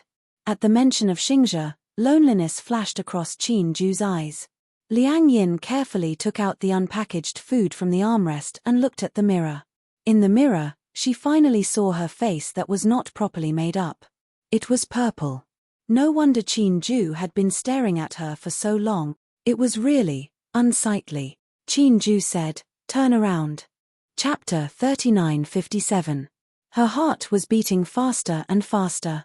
As he was touching up her makeup, Qin Ju was very close to her. She could even feel the gentle breath coming from his lips. It was warm, but it was boiling hot. Liang Yin was so nervous that she didn't dare to speak. Even her breathing was cautious.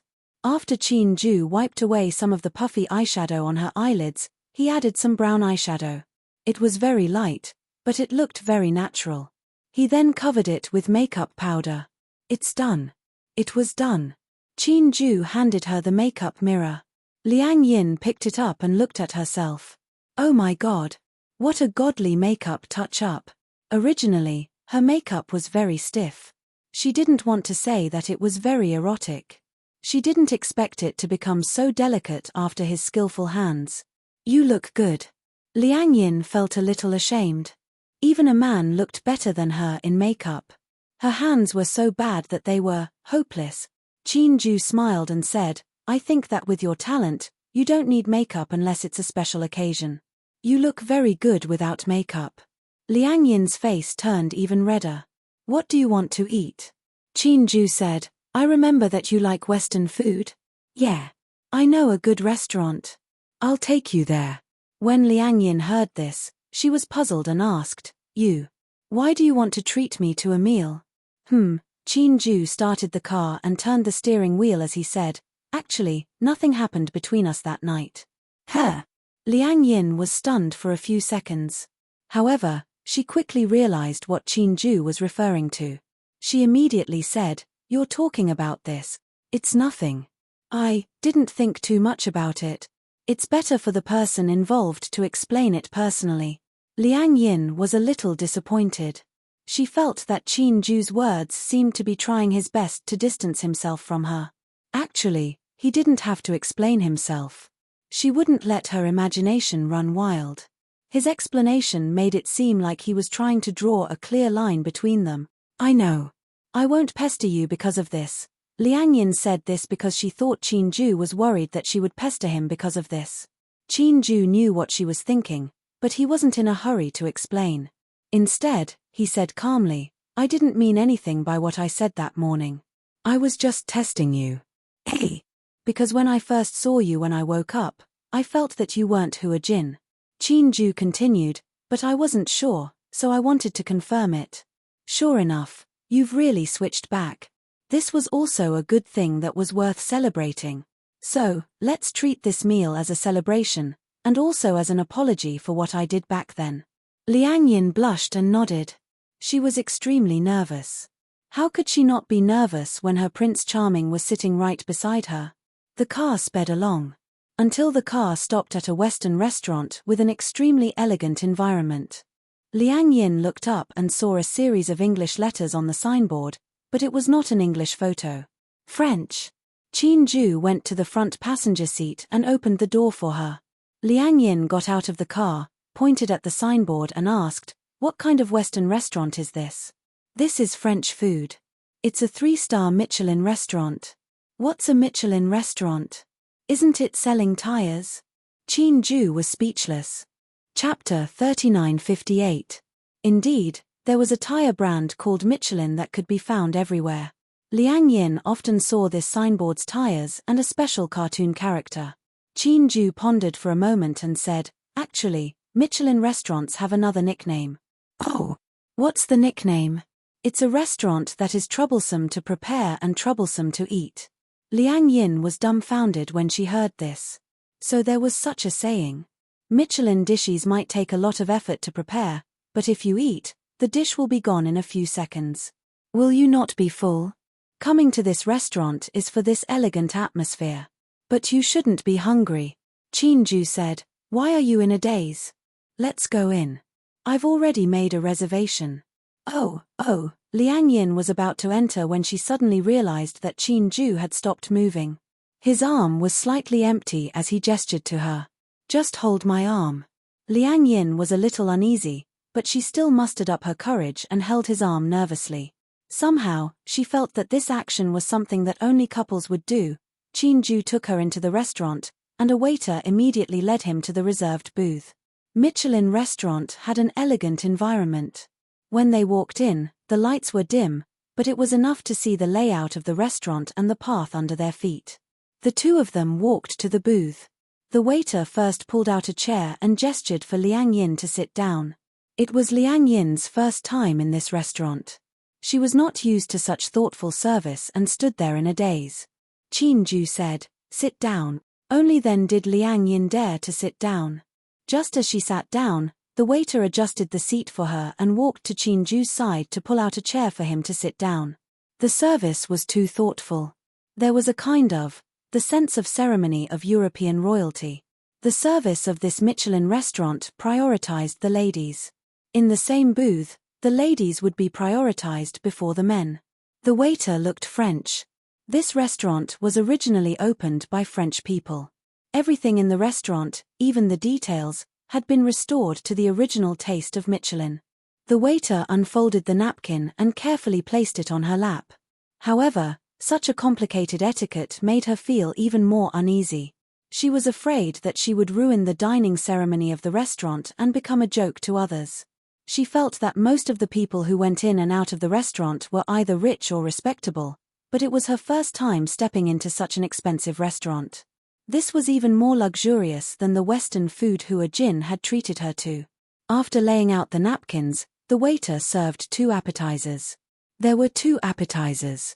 One of them was pointed out by Qin Ju, black truffle puff skin soup, which was bogus classic.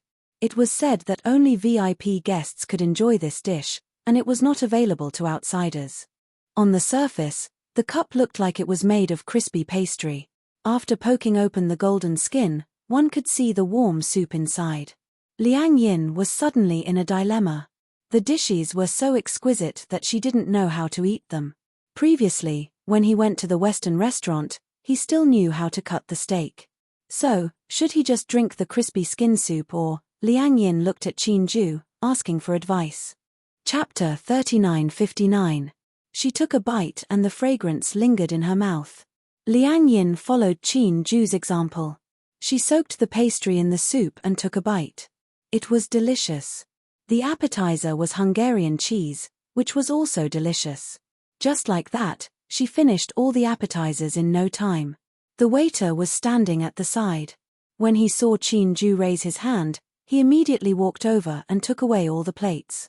However, when he saw Liang Yin eating the CD, he was surprised. Qin Ju took a look and saw that Liang Yin was a little confused. He immediately explained, "Almost no one eats all the appetizers here." Because it's delicious. It's okay. It's nothing. It's just that most people are picky. Moreover, they're afraid that if they eat too much appetizers, they won't be able to eat the main course. Isn't this the main course? The main course hasn't been served yet. Usually, one dish is the only dish on the table. When the appetizers are taken away, the next dish will be served. I see, she had learned something new. Liang Yin smiled and said, "It's delicious. If you didn't treat me, I wouldn't have known that there was such delicious Western food. This Michelin restaurant is considered authentic. The taste is quite good. Qin Ju's taste was also more picky. The restaurant that he chose would definitely not be bad. Then, the main course was served one after another. The music in the restaurant was soothing and gradually calmed Liang Yin's nervous mood. Parmesan soufflé, Bayan boiled eggs. When the burgundy snail was served, Liang Yin's face gradually showed a trace of embarrassment. This is snail, burgundy snail. It's delicious. Snail, can snails be eaten? Snails are cultivated artificially. Their meat is very tender. When Liang Yin saw the snail, the image of a snail with two antennae slowly wriggling on the ground on a rainy day appeared in her mind. It was sticky and she could even see mucus. It felt difficult to eat. Liang Yin was a little hesitant. Qin Ju knew that she didn't dare to eat it. Those who weren't used to French food might flinch at the sight of snails. Actually, close your eyes and don't care what ingredients it's made of. Just try it. Perhaps because of Qin Ju's encouragement, Liang Yin did not want to disappoint him. So, she closed her eyes and took a bite. If he forced himself to forget that it was a snail, the fat and tender texture and the sweet and fragrant juice were indeed delicious. However, when he thought about the appearance of the snail, he still found it hard to swallow. However, Liang Yin obviously gave him face and swallowed it. However, the expression on his face when he swallowed the pill was clearly a little conflicted. Qin Ju couldn't help but laugh. After all, to her, eating snails was no different from eating earthworms. Is it good? Not bad, but, if you're not used to it, just put it aside. It's fine. It's a waste not to eat. Liang Yin closed her eyes again and took another bite. She had even eaten silkworm pupae before, so what was there to be afraid of snails? It was just a mouthful of protein. After temporarily ignoring the snail, Liang Yin no longer held any grudges. She ate the 3 snails and wiped the corners of her mouth with a napkin. Actually, if you ignore the fact that it's a snail, this dish is quite delicious. Qin Ju pursed his lips and smiled. He raised his wine glass. Cheers. Liang Yin also raised her wine glass. Ding. The glasses clinked. Chapter 3960. Liang Yin was a little afraid of getting drunk.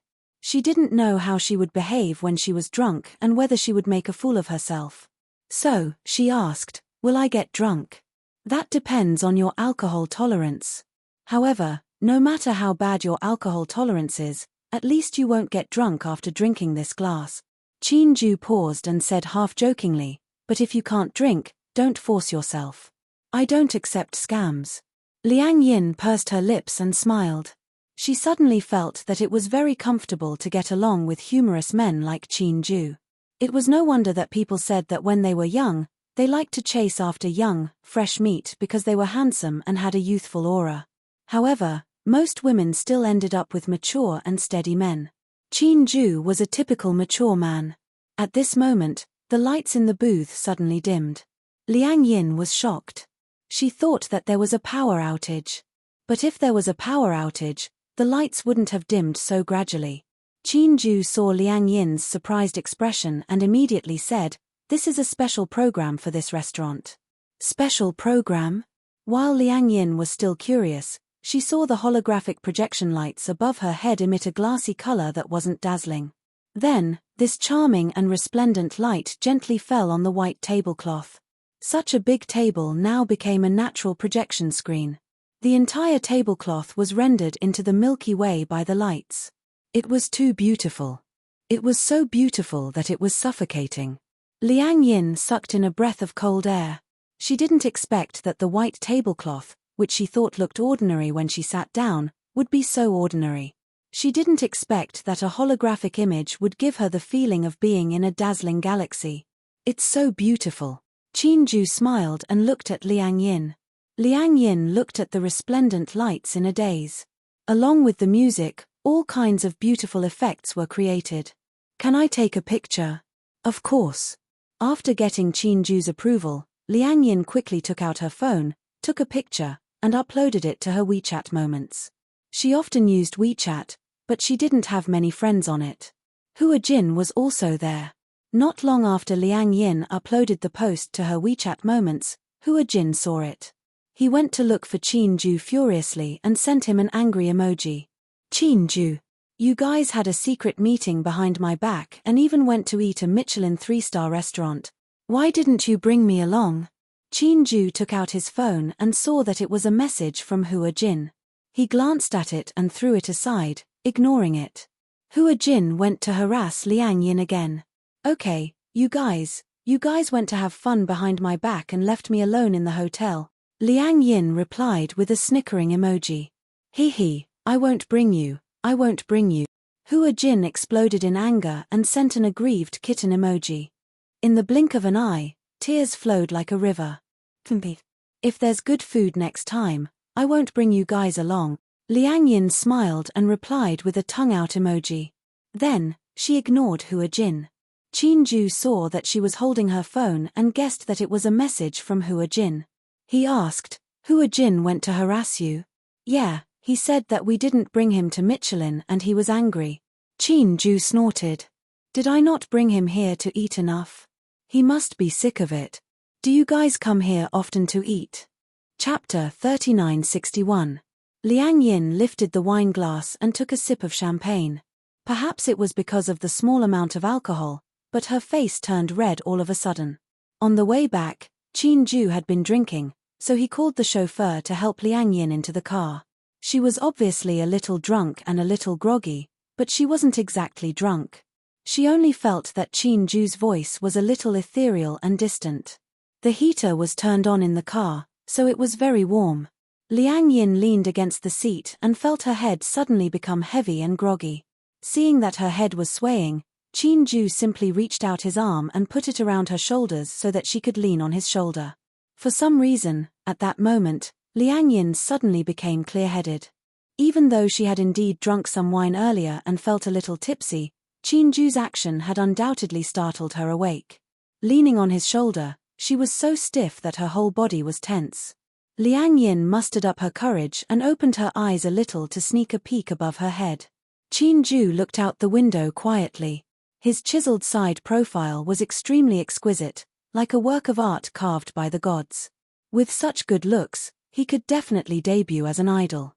At that moment, Liang Yin clearly understood that she seemed to be in love. No one had ever treated her so well. Whether it was her father or her mother, she had been like a weed since she was young. She felt like she had been exiled. She wasn't a sentimental person, but occasionally, she would feel envious and jealous when she saw other children coming home from school with their parents. When she came home alone, the house was empty. When she was young, she could only go to her grandparents' house to eat, or cook instant noodles for herself. She didn't know how it felt to be doted on. It wasn't because Qin Ju was so good to her that she liked him. It was because he gave her an indescribable feeling. She would rather recognize this feeling as a sense of belonging. I don't know how many times you've been giggling since this morning. On the set, Liang Yin was waiting for the opportunity to try on her makeup. When Hua Jin came back from filming, he saw her hugging his hot water bottle and giggling like no one else was around. He walked over grumpily and snatched the hot water bottle from her arms. He glanced at her and said, "How much longer are you going to giggle like that?" Liang Yin snapped back to her senses. She glanced at him and quickly stopped giggling. "Have you passed?" "Yes."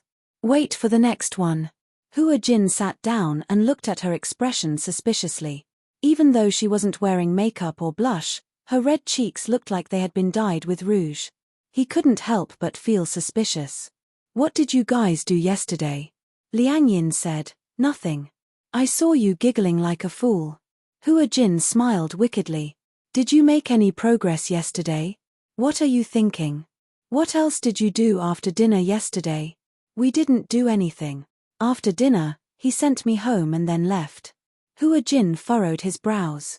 He hated Qin Ju for being so disappointing. He had thought that Qin Ju had taken a liking to her and wanted to make a move on her. Chapter 3962.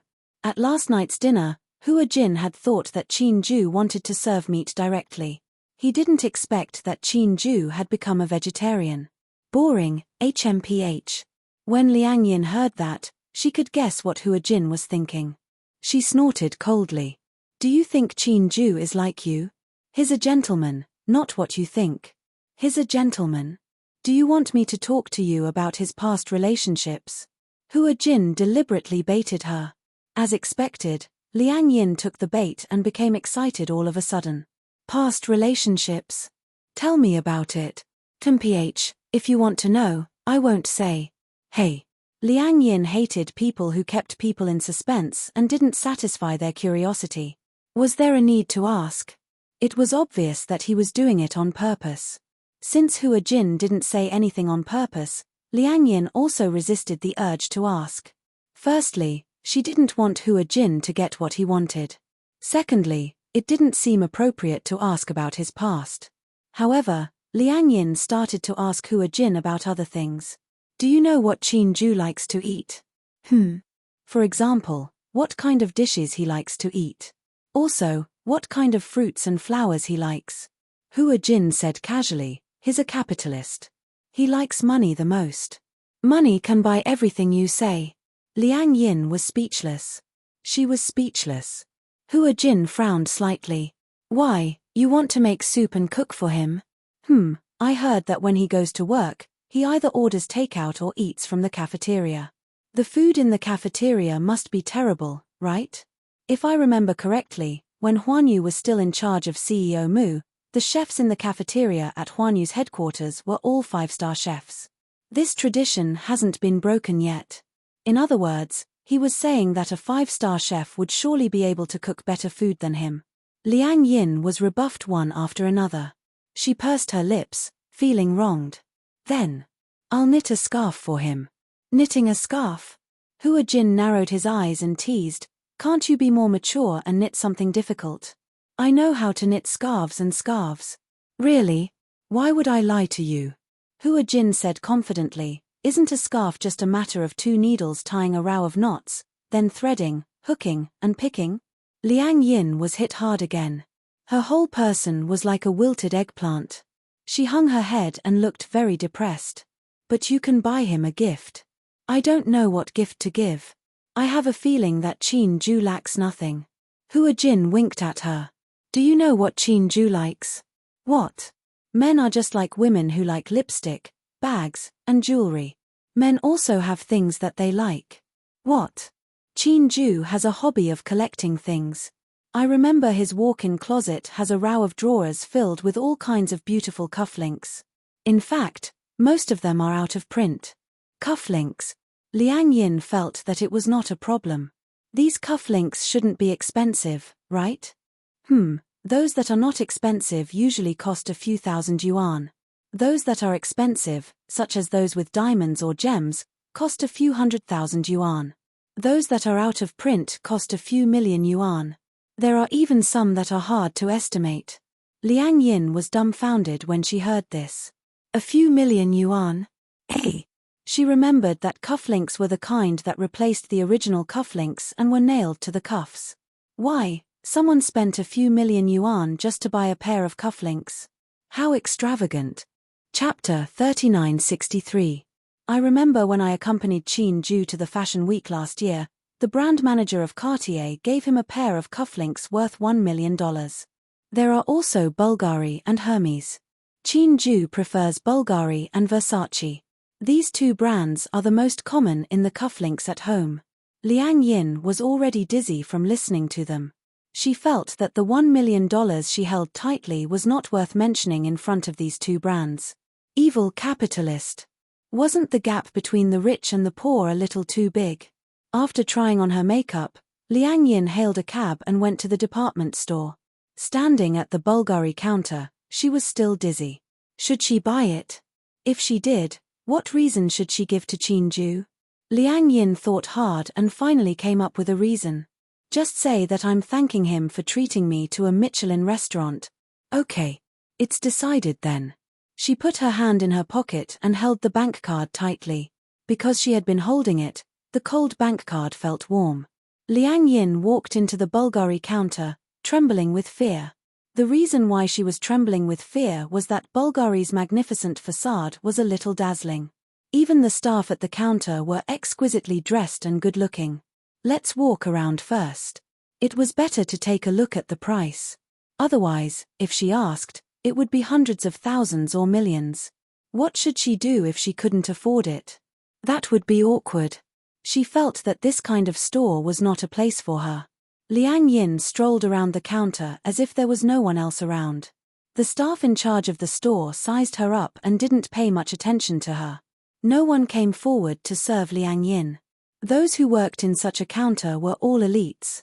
Which one of them didn't have extremely sharp eyesight?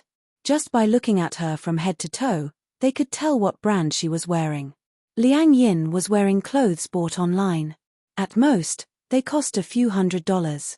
Which of the people who came in and out of these counters wasn't a rich lady wearing a mink coat or a successful man accompanied by a beautiful woman? She was probably a poor person who saw Bulgari and came to shop out of curiosity. Seriously. Why would poor people come to visit Bulgari?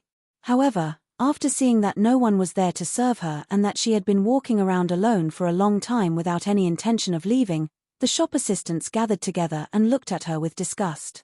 Who is going to chase her away? I saw that she had been strolling around inside for so long, but she didn't seem to have any intention of leaving. Don't tell me he's a thief trying to steal from the counter. She doesn't look like it. She's a girl. Why else would she shop in the counter for so long? Looking at her poor appearance, how could she possibly be here to buy things? How can a commoner like him afford the things here? She doesn't look like a thief, does she? Who knows? Is the word thief written on the thief's face? The store manager became impatient and said, "There are only so many displays in the counter. Just go and see what's missing." A few of the shop assistants immediately nodded and pretended to be on patrol. They pretended as if nothing had happened and looked at the displays in the counter to see what was missing. Another shop assistant stepped forward and asked, "Hello, miss. You've been shopping here for a long time. What can I do for you?" Chapter 3964. She had just walked around. Although some of the designs were indeed cheap, they still cost tens of thousands. Moreover, they were not considered good-looking. Even a layman like her felt that they were not good-looking, let alone Qin. Most of the good-looking designs cost 5 or 6 figures. Some of them did not have a price tag, so she did not dare to ask. She was afraid that she would not be able to afford them and would be looked down upon. Actually, Liang Yin was very sensitive. From the moment she walked into the counter, she could sense that the people at the counter were not very friendly towards her. For example, before entering this counter, she saw a woman dressed like a noblewoman being bowed and sent away by the shop assistant. Her smile was as flattering as it could be. When she turned around and saw her entering the counter, the heat on her face quickly cooled down, and her expression changed faster than flipping through a book. Liang Yin felt that she was being looked down upon, so she simply looked around herself and did not bother others. Now that the staff saw her, she took the initiative to ask. However, her tone was neither cold nor warm, and there was no intention of welcoming her. Instead, it sounded like she was driving her away. Liang Yin did not feel good when she heard this. However, on second thought, no matter how bad it was, she still had a lot of money on her. After all, Hua Jin had given her $1 million. This $1 million could not possibly not be enough to buy a pair of cufflinks here. Thinking of this, she became self-righteous again. "I want to buy a pair of cufflinks." Seeing that she had spoken, the staff was a little surprised. She had thought that since she had obviously come forward to drive her away, she would ask for a snub and quickly leave. She did not expect her to say that she wanted to buy cufflinks. "Who do you want to buy it for?" Liang Yin pondered for a moment and said, "I'm buying it for my boyfriend." "I see." The staff gave a fake smile and suddenly reminded her dryly, "Our things here are not cheap. A pair of cufflinks would cost at least 5 figures. Are you sure you want to buy it?"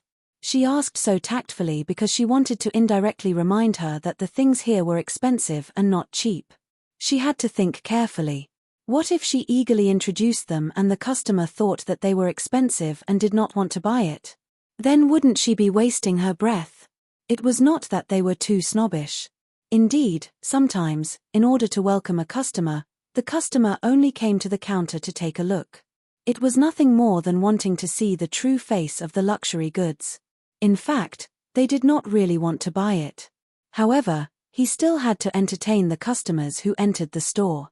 Often, this kind of customer would pretend to walk around, and when the shop assistant introduced them one by one, it was obvious that they couldn't afford it. They would even pompously say, "It's not to my liking," and leave.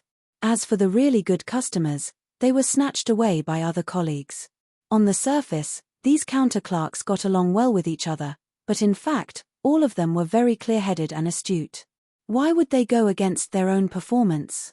Therefore, for such customers, the staff would push all the blame to their new colleagues. When Liang Yin heard what she said, she was a little displeased. "If you can't afford it, why are you here?" On the surface, the shop assistant was smiling, but in her heart, she was cursing. She had heard such words countless times. Often, there would be some old ladies dressed in gaudy clothes, pretending to be rich ladies, who would come to the counter to shop, but in the end, they would not buy anything. "Okay, then take a look and see if there are any designs that you like." Liang Yin looked again and felt that there were no designs that looked particularly good in the counter. "Are all the designs here?" Chapter 3965. Of course not. These are the more affordable designs in our store. The really expensive ones have been kept away because many customers touch them with their hands. If the sweat on their hands gets on those gems and diamonds, it will affect their luster. Oh, Liang Yin's eyes darkened when she heard this. The designs on the outside looked so mediocre, but the prices were already in the tens of thousands. Wouldn't the expensive ones cost hundreds of thousands? Liang Yin was a little conflicted. She felt that her wallet was about to be emptied after such a long time. She didn't feel good about it. "Forget it. Let's take a look first. It's free to look. These designs don't look good. Show me some nicer ones," the shop assistant muttered, but she couldn't refuse. She said, "Wait for me here." With that, the shop assistant went back to the safe. Just then, another shop assistant walked over, looking a little nervous. "Did you see the sapphire ring on display in cabinet A? What's wrong?" The shop assistant also became alert. "Don't tell me, that woman is really a thief. The sapphire ring is gone." The two of them walked to cabinet A, and indeed, the sapphire ring on display was gone. The two of them were dumbfounded. "It can't be. I was watching her just now. She passed by cabinet A, but I didn't see her touch it. What do you know? Some thieves are so good at stealing that they can steal things without anyone noticing. Don't let her go. Ask her clearly and I'll ask the store manager. I'm afraid she's been released." "Okay." The shop assistant turned back and walked to Liang Yin. Seeing that she had returned empty-handed, Liang Yin was a little puzzled. "Hey, didn't you go to get your cufflinks? The safe isn't open. Look at the others." When Liang Yin heard this, she thought that the shop assistant thought that she couldn't afford it and was patronizing her. She was angry and said angrily, "Forget it. I'm not buying anymore." She would go to the other counters to take a look. Didn't Qin Ju like Versace's brand too? When she passed by, she saw the Versace brand. On the way here, she went online to find out more about the brand's logo. Seeing that Liang Yin was about to leave, the shop assistant stopped her. "You cannot leave." The shop assistant was so excited that she grabbed Liang Yin's wrist. Liang Yin struggled for a moment, and her face turned ugly. "What are you doing? Why aren't you letting him go? Didn't you say you wanted to buy cufflinks for your boyfriend?" "That's right. But you don't show me the good stuff. The designs outside don't look good. Don't go yet." That was all the shop assistant said. She looked around and looked at her colleagues. "What do you mean?" After a while, the store manager and his colleagues hurried over, looking flustered. "The sapphire ring is gone." "He's really gone?" When the shop assistant heard this, she was furious and pushed Liang Yin fiercely. "Take out the ring." Liang Yin was confused. After being pushed, she staggered back a few steps and almost fell. She was furious. "What are you doing? A sapphire ring is missing from our counter. Did you steal it?" the shop assistant asked angrily. "Ha!" Liang Yin laughed. So she was being treated as a thief. Chapter 3966. However, the shop assistant said righteously, "From the beginning until now, there was no one else in the counter other than you. If you didn't steal it, who else could it be? Liang Yin was furious. In her mind, thieves were like rats crossing the street. Anyone would be angry if they were treated as a thief for no reason. She was so angry that she was trembling all over, but she tried her best to maintain her composure. She asked calmly, "Then do you have evidence? If you don't, you're framing me. We'll know once we search you." The shop assistant said. "Search me?" When Liang Yin heard this, she was so angry that she laughed. "Do you know the law? What right do you have to search me? You're not the police. What right do you have to search me?" When she said this, the shop assistant thought that she was guilty. "Are you feeling guilty? Are you scared out of your wits when you heard that we're going to search you? What's there to be scared of? I didn't steal it, but you don't have the right to search me. Also, don't tell me you have surveillance cameras. You can just check the surveillance footage. The surveillance footage belongs to the mall. Without the police's permission, we don't have the right to check it." After a pause, the shop assistant said, "I advise you to take out the things you stole quickly. Otherwise, we'll call the police. When the police come and prove that you've stolen, you'll have a criminal record. Do you understand?" Liang Yin was so angry that she was trembling all over. A sense of humiliation welled up in her. She said firmly, "Anyway, I didn't take it, so you don't have the right to detain me. You can call the police." With that, she was about to leave. Seeing that she was about to leave, the shop assistant was even more certain that she had a guilty conscience. She wanted to leave quickly and move the stolen goods elsewhere, so she immediately stopped her. "Someone, there's a thief!" one of the shop assistants shouted. The shop assistants at the other counters happened to be idle. When they heard this, they immediately gathered around. Soon, the Bulgari counter was filled with people. Some of them were passers-by. Some of them were the shop assistants at the other counters. When they heard that someone had stolen something, they immediately rushed over to watch the commotion. In an instant, Liang Yin looked around. Many people were glaring at her and pointing at her. Their faces were full of disgust, which made her self-esteem suffer a huge blow. Tears welled up in her eyes. She was a very strong-willed person and never shed tears easily. However, she felt extremely humiliated to be treated as a thief and in front of so many people. However, even though she felt angry and humiliated, she still straightened her back and wiped away her tears. She said coldly, "Please call the police now. I didn't do anything wrong, so I'm not afraid of ghosts knocking on my door.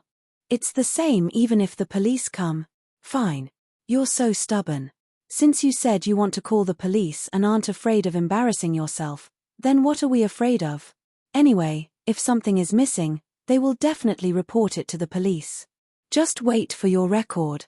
The shop assistant made a phone call the police. The shop assistants looked at each other with impatience written all over their faces. If he stole it, so be it. Can't he just take it out? He had already been caught. What else did he want? Chapter 3967. The store manager looked like she was very easy to talk to. The other store assistants also stepped forward to speak. "Previously, there was a thief who came to our store to steal jewelry. We caught him red-handed and called the police. Because the amount involved was huge, he was sentenced to 7 years. Bulgari's items are not cheap." The store manager hurriedly said, "This sapphire ring is worth more than 900,000. The amount involved is huge, so you have to think carefully." Liang Yin was fearless. "I didn't take it. You can call the police. If it's verified that you're slandering us, I'll go through legal proceedings and sue you for violating my rights." The store assistant who received her heard this and spoke without thinking. Who are you trying to scare? We're framing you. Don't bluff too much." A store assistant from the Chanel store next door walked over and tugged at her sleeve. "She doesn't look guilty at all. Could it be that you're framing her?" "Not guilty. That's all an act. Didn't you see just now? If we hadn't stopped her, she would have left. If she's not guilty, then what is she? Also, you didn't see how she trembled when she heard that we were going to do a body search. If she's not guilty, then what is she?" After a while, the police arrived. Usually, there would be police stationed next to the shopping mall. 5 minutes after the police call, the police would rush over. Seeing that the police had arrived, the store assistant immediately went up to them and gave them a brief account of the situation. She stole a sapphire ring from our store. Liang Yin was furious. I didn't. 2 police officers came. One was in charge of recording and the other was in charge of questioning. The police officers walked over and pointed the camera at her. The other one questioned. They said you stole something? Are you going to say that you're going to search me? The police officer smiled and was considered to be more amiable. We won't. We don't have a search warrant, so we don't have the right to do a body search. Liang Yin pursed her lips when she heard this. Thank you. The store assistants couldn't sit still when they heard this. Officer, she's the only one in the store since just now. There's no one else. She must have stolen it. Before she came, I still saw the sapphire ring. When I looked at it just now, it's gone. Don't the police have the right to check the surveillance footage? Liang Yin paused and asked, there must be surveillance cameras in this counter, right? Why don't we just take a look at it? The shop assistant was a little anxious. You just don't want to let us search you because you're guilty, Liang Yin said loudly. Get your facts straight. It's not that I'm guilty. It's just that you don't have the right to do so. All right. Stop arguing. Seeing that they were arguing, the police officer snorted and said to the shop assistant, have you checked properly? Could it have been put away or something?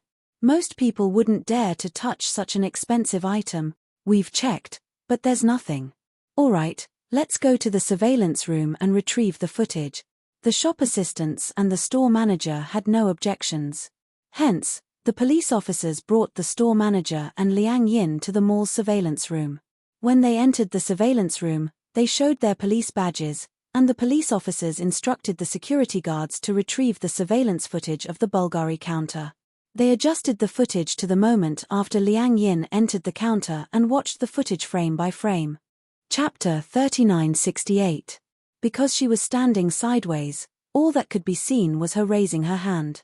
Then, she glanced at the price tag and quickly put it down, returning the ring to its original position. However, because of the angle, it was not clear whether she had put it back or not. Seeing this, the store manager started to make a big fuss about it. So you did touch this ring. Liang Yin was naturally honest. I saw it because I thought it was pretty. But when I saw the price tag, I thought it was too expensive. I was afraid that I would damage it, so I put it back. The store manager was obviously convinced that she had stolen something. From this angle, who knows if you really put it back or not? We only saw you pick it up, but we didn't see you put it back. Look, the store manager pointed at the screen and said, you're obviously bluffing. Actually, you didn't put it back, did you? Actually, the item is still on you. Liang Yin was furious. How would I know where the surveillance cameras are? Maybe you've overstepped the mark. Don't be unreasonable. Aren't you obviously trying to search me? Liang Yin was obviously exasperated as well. Let me tell you, if you want to search me, I won't give it to you. The store manager was furious when he heard this. He pointed at her and complained to the police officer. Officer, take a look, take a good look. What's with her attitude? She's not cooperating with the investigation at all. Liang Yin retorted, am I a criminal? Why should I cooperate with your investigation? The police officer chided, both of you, stop arguing. Calm down. This matter couldn't be concluded based on just a few actions. Aren't you pushing it a little too far if you want to convict her like this? As he spoke, the police officer turned around and advised Liang Yin, Miss, I'm sure you've seen the video. Indeed, from this angle, we couldn't have seen you put the item back in its original position. Of course, we don't have the right to search you, but if you're willing to cooperate with us, you can prove that you're innocent. What's wrong with that? Let us check your belongings. If you really don't have anything, you just have to cooperate with us to make a statement and you can go home. Nothing will happen. Liang Yin insisted, I'm only following the rules. Unless you have a search warrant, I promise to cooperate with you. If not, no one has the right. This is also my right. You have no right to violate it. The store manager panicked. Stop putting on an act. Don't you know whether you took it or not? Quickly take it out. Although this sapphire ring wasn't the most expensive one in the store, It was still worth a few 100,000 yuan.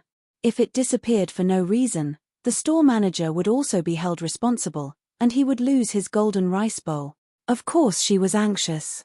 She might even have to pay for it. How could she afford something that cost hundreds of thousands?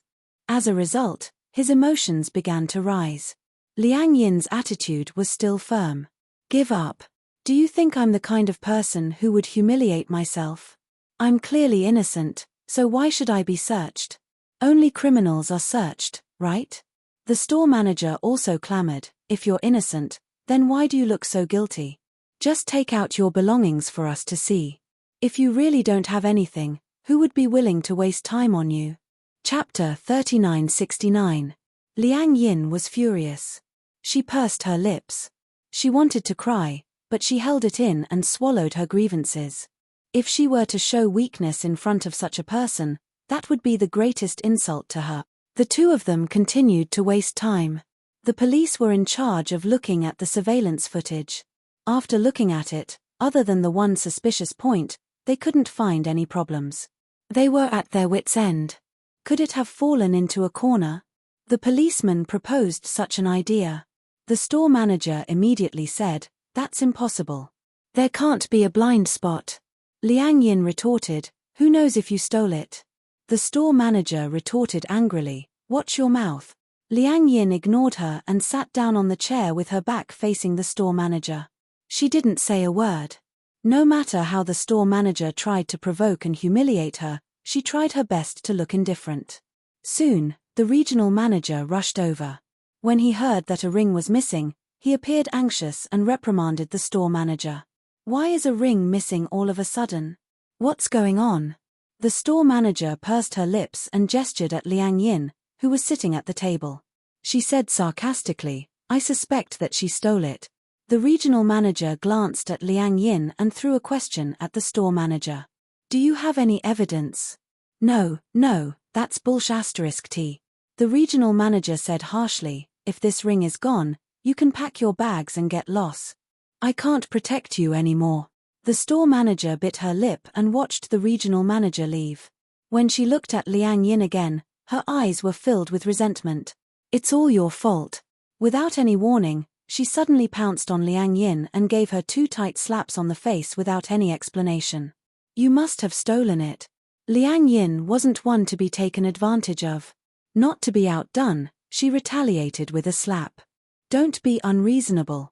The store manager was obviously worried that she would lose her job. She grabbed her clothes and wanted to force her to hand over the ring. "You're not willing to let us search it because you have a guilty conscience. You're not willing, right? This is not up to you." As he spoke, he reached out to touch her pocket. The two of them started to wrestle. However, the store manager was obviously anxious. After a while, Liang Yin was at a disadvantage and was pushed to the ground. Her hair was messy and she was in a sorry state. Covering her burning face, she still stubbornly refused to shed a single tear. The police hurriedly came up to stop them and finally separated the two of them. The store manager shouted, "Officers, she's the thief. Take her back to the police station for investigation. Search her body. I guarantee you'll find something." Liang Yin's eyes were red as she glared at her fiercely. Once again, she explained hoarsely, "I didn't." After saying that, he was so angry that his whole body trembled. At this moment, his phone suddenly rang. Liang Yin realized that the voice came from her bag. She took out her phone and saw the name Qin Ju. At that moment, for some reason, tears fell helplessly from her eyes. "Cry. You're still crying. What right do you have to cry?" Liang Yin ignored her. She didn't want to pick up Qin Ju's call. After all, she was in such a sorry state and she didn't want him to see her in such a sorry state. However, Qin Ju called again. Liang Yin guessed that something must have happened, so she picked up the call. Chapter 3970. Liang Yin held her breath but didn't say anything. However, Qin Ju sensed that something was amiss from her heavy breathing. "What's wrong? Are you crying?" Liang Yin knew that she couldn't hide it any longer. She covered her mouth and choked out, "I'm fine." Qin Ju was sure that she was crying. He knew that she had been wronged. His tone wasn't anxious as he asked gently, What happened? Tell me. Liang Yin didn't want to talk about it. However, Qin Ju was very capable. His tone was gentle and extremely patient. Soon, Liang Yin's psychological defenses were completely broken. I didn't steal anything, she choked out. I really didn't. Why don't you believe me? Qin Ju finally felt a little nervous. Where are you? I'll come over right away. Seeing that she was stammering, the store manager didn't think twice before snatching her cell phone and speaking into the microphone. Hello, I'm the store manager of the Bulgari counter. May I know how you are related to her? Liang Yin panicked and reached out to snatch her cell phone back. However, the next second, she heard the store manager's suspicious tone. Are you her boyfriend? Boom, it was as if something had exploded in her head. She widened her eyes in shock. Qin Ju, what did he say over the phone? He claimed to be her boyfriend. She found it hard to believe. In any case, come over here. Your girlfriend is suspected of stealing jewelry and is being detained by the police. The store manager told him the address. 20 minutes later, Qin Ju arrived very quickly. He had been driving past the department store and had wanted to ask Hua Jin and Liang Yin out for dinner to discuss the contract signing. He had made a call, but when he heard that something had happened, he immediately turned around and rushed over. Qin Ju pushed open the office door and saw the layout of the room. The police stood beside the surveillance camera while the store owner crossed his arms in front of his chest, looking very arrogant. Meanwhile, Liang Yin was slumped on a chair. Her messy hair covered half of her face and her expression couldn't be seen clearly. However, she was curled up and looked very lonely, like a frightened rabbit. When the store manager saw Qin Ju, he was shocked. Qin Ju was wearing a suit. Anyone with a discerning eye could tell at a glance that he was an elite. He was handsome, tall, and had an inviolable aura. For some reason, his appearance made the store manager feel a little guilty. Was this her boyfriend? He seemed to be a wealthy and respectable person. With such a boyfriend, the suspicion of stealing was not high. However, there were also rich people who stole things. Perhaps this woman had some special fetishes. Thinking of this, she forced herself to calm down. Qin Ju didn't even look at the others. He walked straight to Liang Yin and gently placed his hand on her shoulder. Liang Yin's shoulders trembled slightly. She finally raised her head and looked at Qin Ju. Tears welled up in her eyes, but they refused to fall. She didn't dare to look at him, afraid that he would see her in such a sorry state. Qin Ju raised his head and finally glanced at the others. He snorted coldly and said, "Can anyone explain this to me?" Just as the police were about to say something, the store manager beat them to it and explained the ins and outs of the matter clearly. When Qin Ju heard this, he sneered, obviously disdainful. Chapter 3971. The store manager was speechless. "Very well," Qin Ju said politely. "Get your manager here." "Our manager?" The store manager said. "Chase our regional manager away." "I didn't mean the regional manager." Qin Ju said again. "Get your general manager here." The store manager said tactfully, "We don't have the authority." Qin Ju smirked. "Oh, is that so?" He sent a text message. After about 10 minutes, the general manager of the mall rushed over. "Aya, I was wondering who it was." "So it's CEO Qin. What can I do for you, Boss Qin, for?" The store manager and the police officer were completely dumbfounded. Especially the store manager, his mouth was so big that it could fit an entire egg. In the past, the big shots who were high and mighty in front of them had to bow and scrape in front of this man. Who exactly was this man? Qin Ju was a man of few words. He only said, "My girlfriend was arrested as a thief when she was shopping in your mall. Now, your store manager wants to do a body search. What do you think?" When the manager heard this, his face turned a little pale. He turned around and questioned the store manager, "What's going on?" The store manager said submissively, "I suspect that she stole something and hid it on her body. I want to check her. She stole something?" The manager was dumbfounded. "Who is she?" "She works for CEO Qin. Why would she need to steal?" "You must be kidding me." But after she touched the sapphire ring, it disappeared without a trace. "It's normal for me to be suspicious. The store manager tried his best to explain himself. When Chin-ju heard this, he found it interesting. What a normal person. He continued casually, "It's not that I can't do a body search.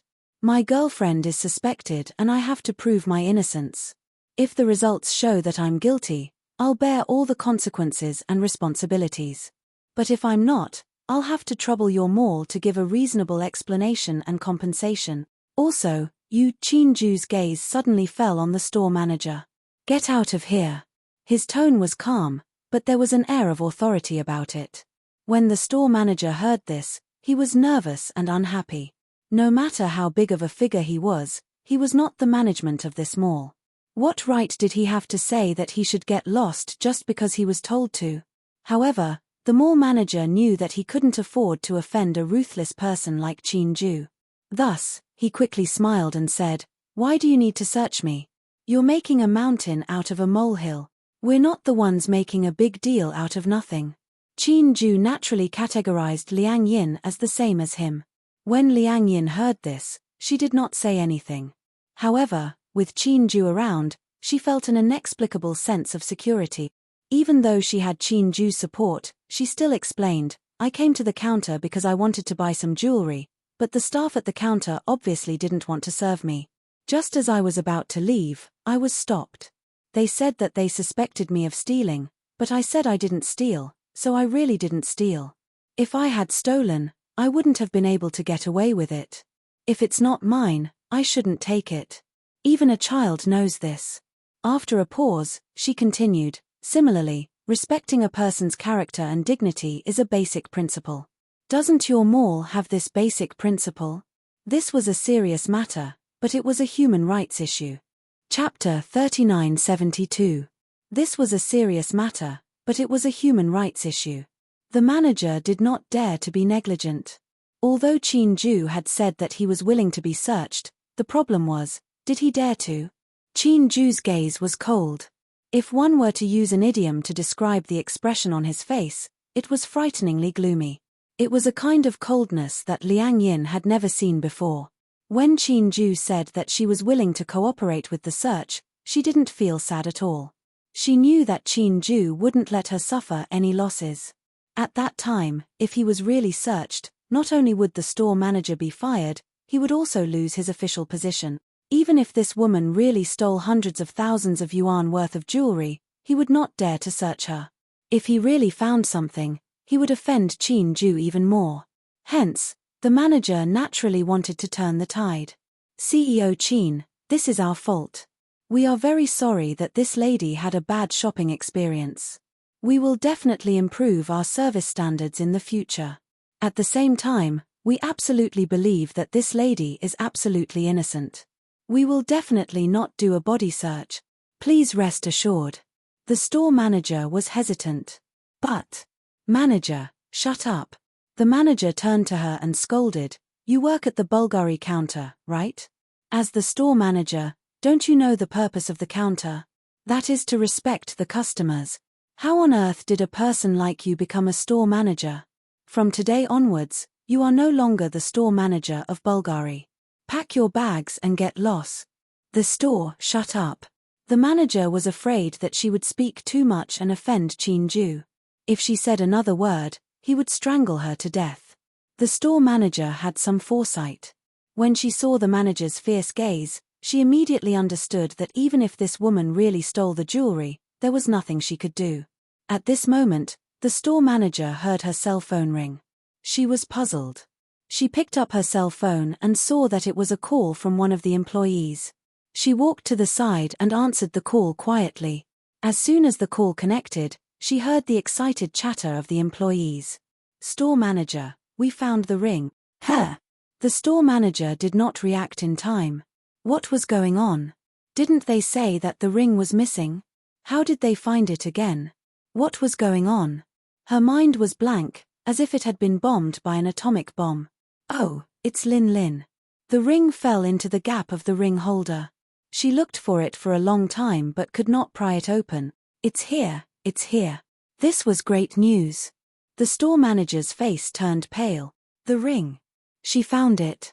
Could it be that they had really wrongly accused someone? This was not good. The manager also heard something and quickly winked at the store manager, telling her not to say anything. The store manager understood what was going on, so he didn't say anything. However, Chinju's ears were sharp, and he caught the slightest hint of rustling grass in the wind. "Oh, you found the ring?" Found, didn't find. The store manager tried to evade him. Chinju asked her further, "You find it or not find it, not find it? Make it clear." Chapter 3973. CEO Chin, let's end this matter here. Regardless of whether the ring was found or not, we'll take responsibility for this loss. The manager hurriedly stepped forward to smooth things over. "You must be tired after rushing all the way here. Come, let me treat you to a cup of tea in the office." "There's no need for that." Chinju pushed him aside and shot a cold glare at the store manager. "Did you think that you could fool me with such a petty trick like diverting my attention?" He said slowly, "I heard over the phone that the ring was found. How are you going to explain this matter?" The manager's face turned red and his body stiffened. The store manager didn't know what to do and stood there in a daze. Liang Yin heard it too. She turned her face away angrily and clenched her fists. However, when she heard that the ring was finally found, she felt relief. The police officer was also asking for a snub. He stood at the side and smoked. They didn't have much to say in this situation. The manager hardened his heart and said firmly, "I will definitely give you a perfect explanation for this matter, CEO Chin." "Oh, then I'll wait and see." In the end, the matter ended with a public apology and financial compensation. Naturally, the store manager couldn't keep his position. Even the manager had to bear the consequences of reporting the matter.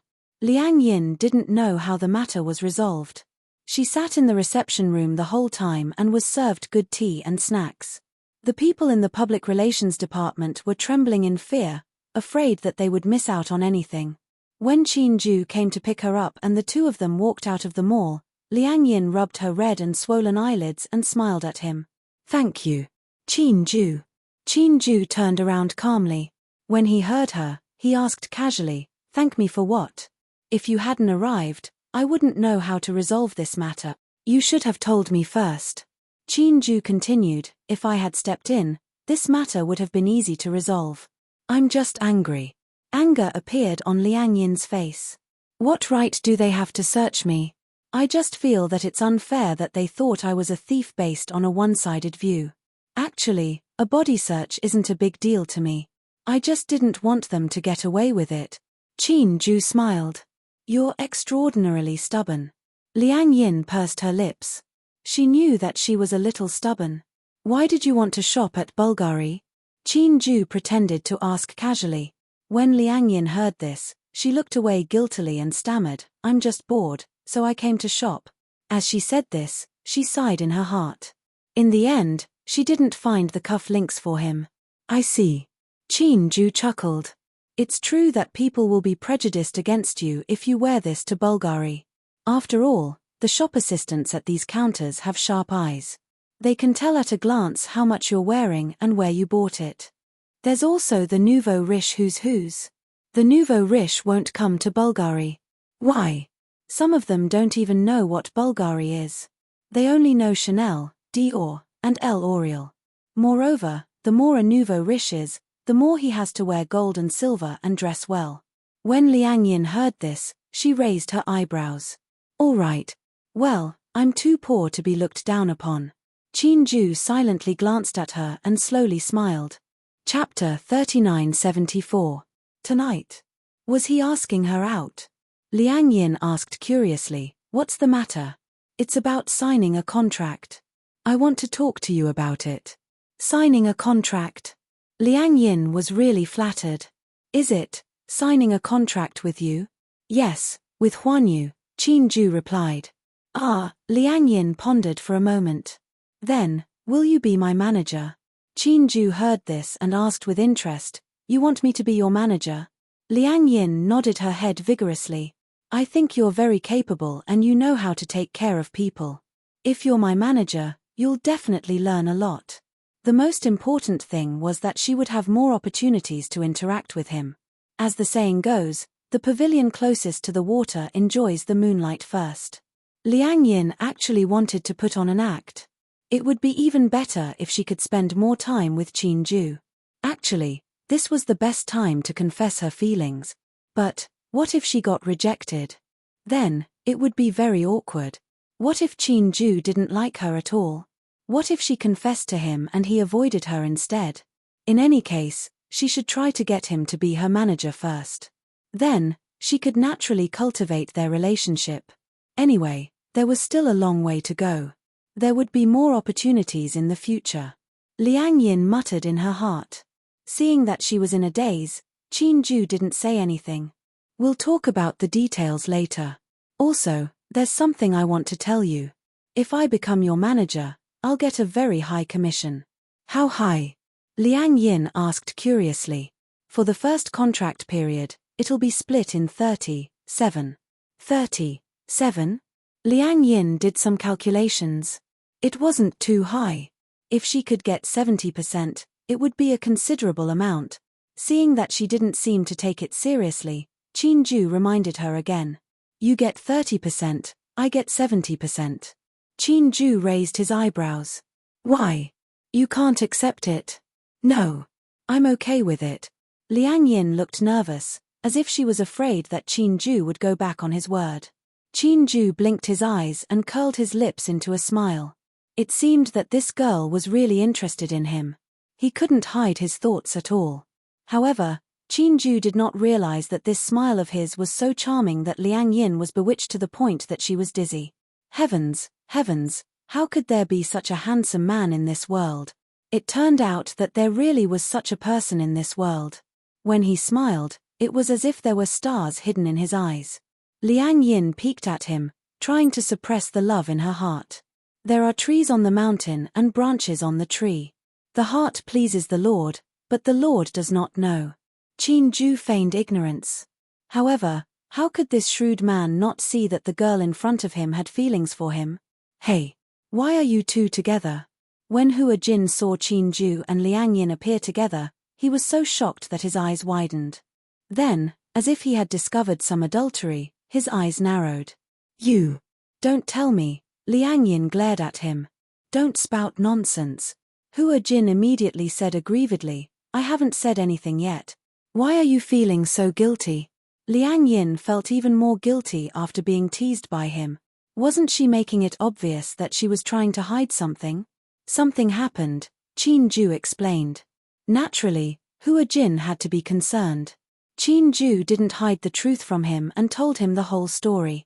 When Hua Jin heard that Liang Yin had been mistaken for a thief, not only did he not sympathize with her, he even laughed heartlessly.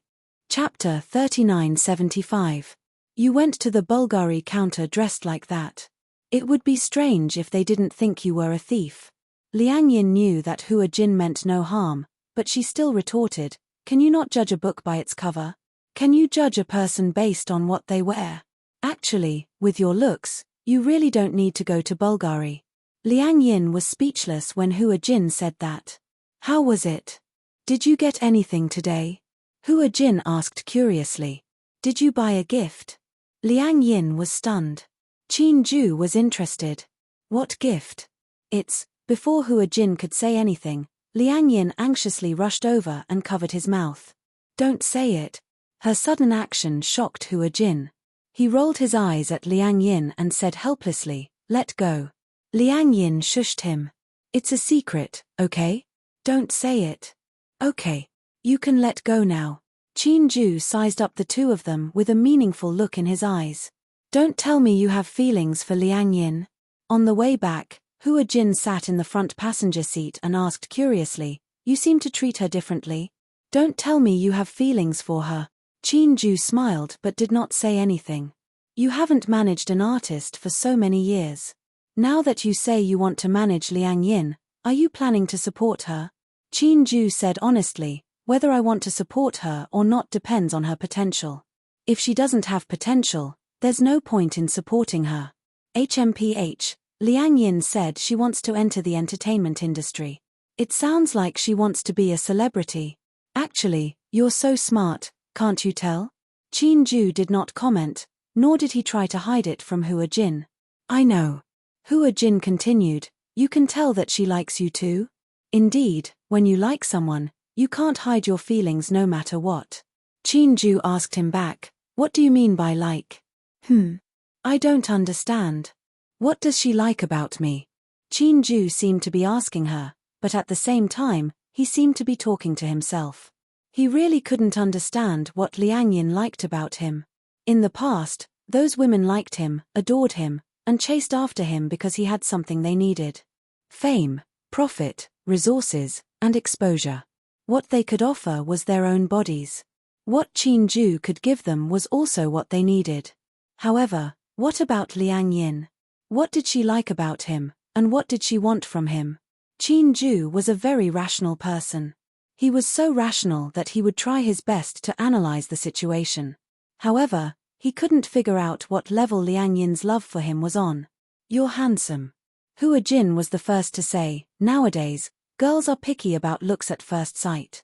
You have the face of a celebrity who can debut. You must have left a good impression. Just based on looks. Qin Ju couldn't help but smile. Just because of this reason, she can easily talk about love. She's really a young girl who hasn't grown up yet. Hua Jin rolled his eyes helplessly. To her, you're an old bull and she's a young grass. She's still young. Moreover. Chapter 3976. Using rational thinking to explore something as irrational as love, is there a problem in itself? Qin Ju frowned but didn't say anything. Moreover, Qin Ju, have you ever loved someone? Do you know what love is? Love isn't just because you have a woman and you've been together. That's love. Actually, I don't think you understand what it means to like someone at all. Hua Jin's words had a huge impact on Qin Ju's emotions. He didn't count as love. Those women in the past didn't count as love. Qin Ju came back to his senses and glanced coldly at Hua Jin through the rearview mirror. His tone was obviously unhappy. You seem to be unusually talkative today. Hua Jin also realized that Qin Ju was impatient, so he laughed and said, I drank too much, don't mind me. Qin Ju snorted coldly and didn't say anything else. It was dead silent in the car. For Qin Ju, feelings should be a reason for an equivalent exchange. You give me a sense of security, and I give you warmth. To him, it was just a ritual exchange. The reason why people liked someone was purely because they were lonely. Therefore, they wanted to comfort themselves and fall in love regardless of their own safety. At the end of the day, humans were still selfish creatures. In order to give their feelings something to rely on, they wanted to find someone they liked at all costs to satisfy themselves. Therefore, Qin Ju had always disapproved of things like feelings. He felt that the real sacred love was too marvelous and dignified to be praised by others. He didn't like to be superficial. The two of them were just looking for what they wanted under the guise of love. Hua Jin asked, do you like her? Qin Ju didn't say anything. Hua Jin bumped his arm and said, answer my question. He asked in return, if someone likes you, must you reciprocate? Hua Jin laughed and quickly tried to distance himself from her. I didn't say that. Qin Ju smiled. I don't think I like her. I just feel that she's a little interesting. Sometimes, I also feel that she's very cute. For many years, he hadn't had such a girl who brought him a different kind of joy. Hua Jin snorted and said, if you don't like her, you should break up with her as soon as possible. Based on my understanding of her, she's such a coward. She would never confess to you so early. If this situation continues, she might spend a few years of her youth on you. If you don't like her, don't waste her time. However, I feel that feelings can still be nurtured. I feel that Liang Yin isn't bad. Qin Ju hissed. So, are you trying to matchmake us or dissuade us? I didn't say anything. It's your decision. I'm just a bystander. As he spoke, Hua Jin said enviously, it's so nice that there's still such a simple-minded girl in this world. If you like someone, you'll like him. You'll like him silently, and your heart will fluctuate because of his every move. I haven't felt this way in a long time. Unrequited love was the truest feeling in the world. She liked him. Perhaps because of his smile, the world would suddenly become bright and sunny. Perhaps because of his words, the world would become stormy. Chapter 3977. When Qin Ju heard this, his gaze went blank for a moment. Liang Yin returned home, took a shower, brushed her teeth and lay on the bed. She opened the gift box on the stool and inside were 3 pink champagne roses. These were the flowers that the restaurant had given her for dinner and Qin Ju had given them to her. To her, these were undoubtedly gifts from Qin Ju. She took a vase from the balcony. After washing it clean, she put in some nutrient soil and filled it with water.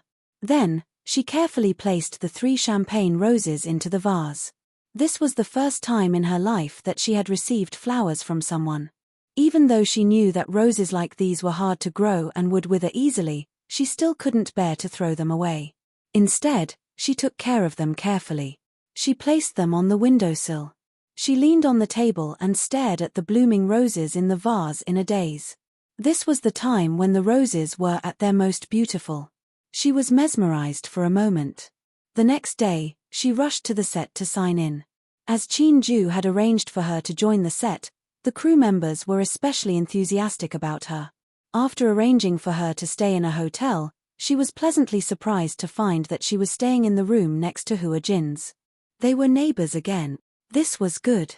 At least, staying next to Hua Jin meant that they were more familiar with each other. On the set, to her, everything was unknown and unfamiliar. Although she had acted for Hua Jin before, now that she had returned to her role, the experience was different. After putting away her luggage, she took out the vase from the tightly wrapped plastic bag and carefully placed it on the windowsill, trying to let it bask in more sunlight. The doorbell suddenly rang. Liang Yin turned around in confusion, thinking that it was Hua Jin. She immediately went up and opened the door, only to see a stranger. No. She was sluggish for a few seconds before she reacted quickly. She recognized the man in front of her as the general manager she had seen at the department store yesterday. Why are you here? Liang Yin's face quickly revealed a conflicted expression. It was obvious that she was still brooding over what had happened yesterday. She wasn't a petty person, but she wasn't a magnanimous person either. She would easily throw the unpleasant matter to the back of her mind. Liang Yin asked impatiently, "What are you doing?" "Miss Liang, hello. It's like this. For yesterday's unpleasant matter, we would like to sincerely apologize to you once again. This is a small token of our appreciation. We hope you can accept it." As the manager spoke, the assistant behind him respectfully presented a gift box. The assistant opened the gift box and saw that the exquisite packaging was covered with a thick layer of pink rose petals, and in the middle lay a small but extremely bright jewelry box. The reason why it was described as resplendent was because the surface of the box was inlaid with sparkling and translucent crystals. Liang Yin looked at them suspiciously. "What's this?" "This is a small gift from us. We hope you'll accept it." "Intentions? You'll know when you open it." Liang Yin carefully opened the box, only to see a pile of purple pearl earrings inside. Her expression froze. "Jewels? I hope you like it." The manager's expression was as sincere as it could be. However, Liang Yin did not seem to like it, nor was she happy. Chapter 3978. This is, "You're just trying to please Qin Ju." For some reason, Liang Yin was a little angry. Actually, be it the Bulgari store manager or the manager of the shopping mall, they were all very nice people. "You don't feel guilty at all for wrongly accusing me. We're sincerely apologizing to you." Liang Yin sneered. "Humph, you're apologizing because you're afraid of Qin Ju. You're afraid that he'll catch up with his drama. You're apologizing not because you respect me, but because you're afraid of taking responsibility." When the manager heard this, he felt very wronged. "Oh my God, isn't that nonsense? Qin Ju already said that you're his woman. How could they dare to offend you? Miss Liang, please understand. You've indeed suffered a lot yesterday and there were many unpleasant things. I hope that you can calm down and don't take this matter to heart." Liang Yin had no choice but to close the door. The manager immediately blocked the door shamelessly. It was obvious that he wouldn't give up until Liang Yin said, "I forgive you." His face was distorted from sticking to the door, but the manager still didn't intend to give up. "Miss Liang, it's like this." The manager took a deep breath and started to nag. "After you and President Qin left yesterday, I deeply understood the seriousness of this matter. We've already issued a notice to fire the store manager of the Bulgari store and will never hire her again. We swear that if something like this happens again. Liang Yin didn't know what he said or how long he had been talking. Anyway, she only felt that there were countless flies buzzing around her ears. Finally, she couldn't take it anymore and said impatiently, "Fine, fine, fine, I forgive you. Can you not be like a fly, buzzing around my ear non-stop?" Calluses were about to form on her ears. The manager was wild with joy. "Really? You're really willing to forgive me? As long as you disappear from my sight immediately, I'll forgive you. Please stop bothering me, okay?" As soon as she finished speaking, the manager didn't dare to say anything else. He immediately disappeared from her sight with his assistant. Liang Yin was dumbfounded. She didn't know how terrifying Qin Ju's pressure was, or if Qin Ju had already pressured the department store without her knowledge. Otherwise, why would the manager come all the way here to ask for her forgiveness? Qin Ju, in the room, Liang Yin sat curiously in front of Hua Jin. She was puzzled as to why Qin Ju had such a terrifying influence. At the mention of Qin Ju, Hua Jin was obviously a little speechless. "I noticed that your recent topics revolve around him. As the saying goes, only by knowing yourself and your enemy can you win every battle." Liang Yin said matter-of-factly, "If I don't understand him, how can I get what he likes?" Qin Ju used to be a top manager, especially after he made Jiyu Xingze famous. Thanks to Jiyu Xingze's influence, he managed to get more resources in his hands. Jiyu Xingze, Liang Yin was suddenly a little stunned. Didn't Jiyu Xingze pass away? Hua Jin sighed as he said this. Chapter 3979. Jiyu Xingze was a superstar created by Qin Ju. Ever since Jiyu Xingze's debut, he had never experienced any low points. The two of them made each other what they were, and at the same time, made each other. In private, the two of them put aside their work relationship, but at the same time, they were very close friends. Qin Ju rarely used the term close friends to describe someone. Jiyu Xingze was the same. The relationship between the two of them was no different from that of a family member. Jiyu Xingze's death was a huge blow to Qin Ju. He used to be humorous and loved to joke, but now, he seemed to be a little quiet. It was even difficult for him to open up to others. Jiyu Xingze was really the youth of a generation. Hua Jin sighed at the same time. "I used to envy Jiyu Xingze, but now, I feel that it's a pity for him. I've always heard that he had depression." "Is that right?" "Yes." Hua Jin laughed at himself. "Actually, I'm not surprised. This is a playground. As you can see, when you're filming, no matter how bad your mood is, you have to put your heart and soul into the role. I once saw a very popular actress. Before an interview, because of her low EQ, she kept crying in the waiting room. When the cameraman and reporters arrived, she wiped her tears and touched up her makeup. When she faced the camera, she laughed and chatted. When the interview ended, she broke down and cried again. At that time, I felt that such a person's life was really too painful. She couldn't even live her life as she wanted. Then why did she still accept the interview? Because it was her job." Hua Jin continued, "When you enter the industry and become famous, it's not up to you to decide whether you want to advance, retreat, or leave. Fortunately, I have a very good manager who can protect me. At least, when I'm feeling down, I don't have to pander to anyone, and I don't have to look at anyone's eyes. It's more free." "Yes." Liang Yin asked again, "Have you thought about when you'll end your acting career?" "Didn't I tell you before?" Hua Jin said, "When I earn enough money to travel around the world, I'll decide to quit the entertainment industry." "You still have a utopia in your heart." Liang Yin smiled. "I thought that everyone in this industry, no matter who they are, would want to strive to be the best." "I used to think so too." Hua Jin sighed. "But shouldn't people live for themselves? In fact, I'm quite clear about life. Sometimes, no matter how rich you are, you can't get the life you want. I feel that this kind of life is not what I want. So, since I know what I want, why should I be reluctant to leave things that I shouldn't?" When Liang Yin heard this, she couldn't help but be a little absent-minded. The next day. Huanyu Office Building. Qin Ju specially sent a car to pick up Liang Yin and officially signed the contract. In the conference room, Qin Ju and a few of Huan Yu's higher-ups were all present. Liang Yin sat down and Qin Ju let her have a look at the contract. Liang Yin also looked at it carefully. When she reached the revenue-sharing part of the agreement, she was a little surprised. Qin Ju had signed a 50-50 split with the company. "Didn't you say, it's a 30-70 split?" Qin Ju smiled and asked, "Didn't I also say that I won't personally manage artists anymore?" Liang Yin was stunned for a moment before she suddenly laughed. "You don't keep your word." Chapter 3980. You're going back on your word. You're still pretending to be innocent. Qin Ju was annoyed and put out his cigarette. "Is there a problem? You can bring it up now.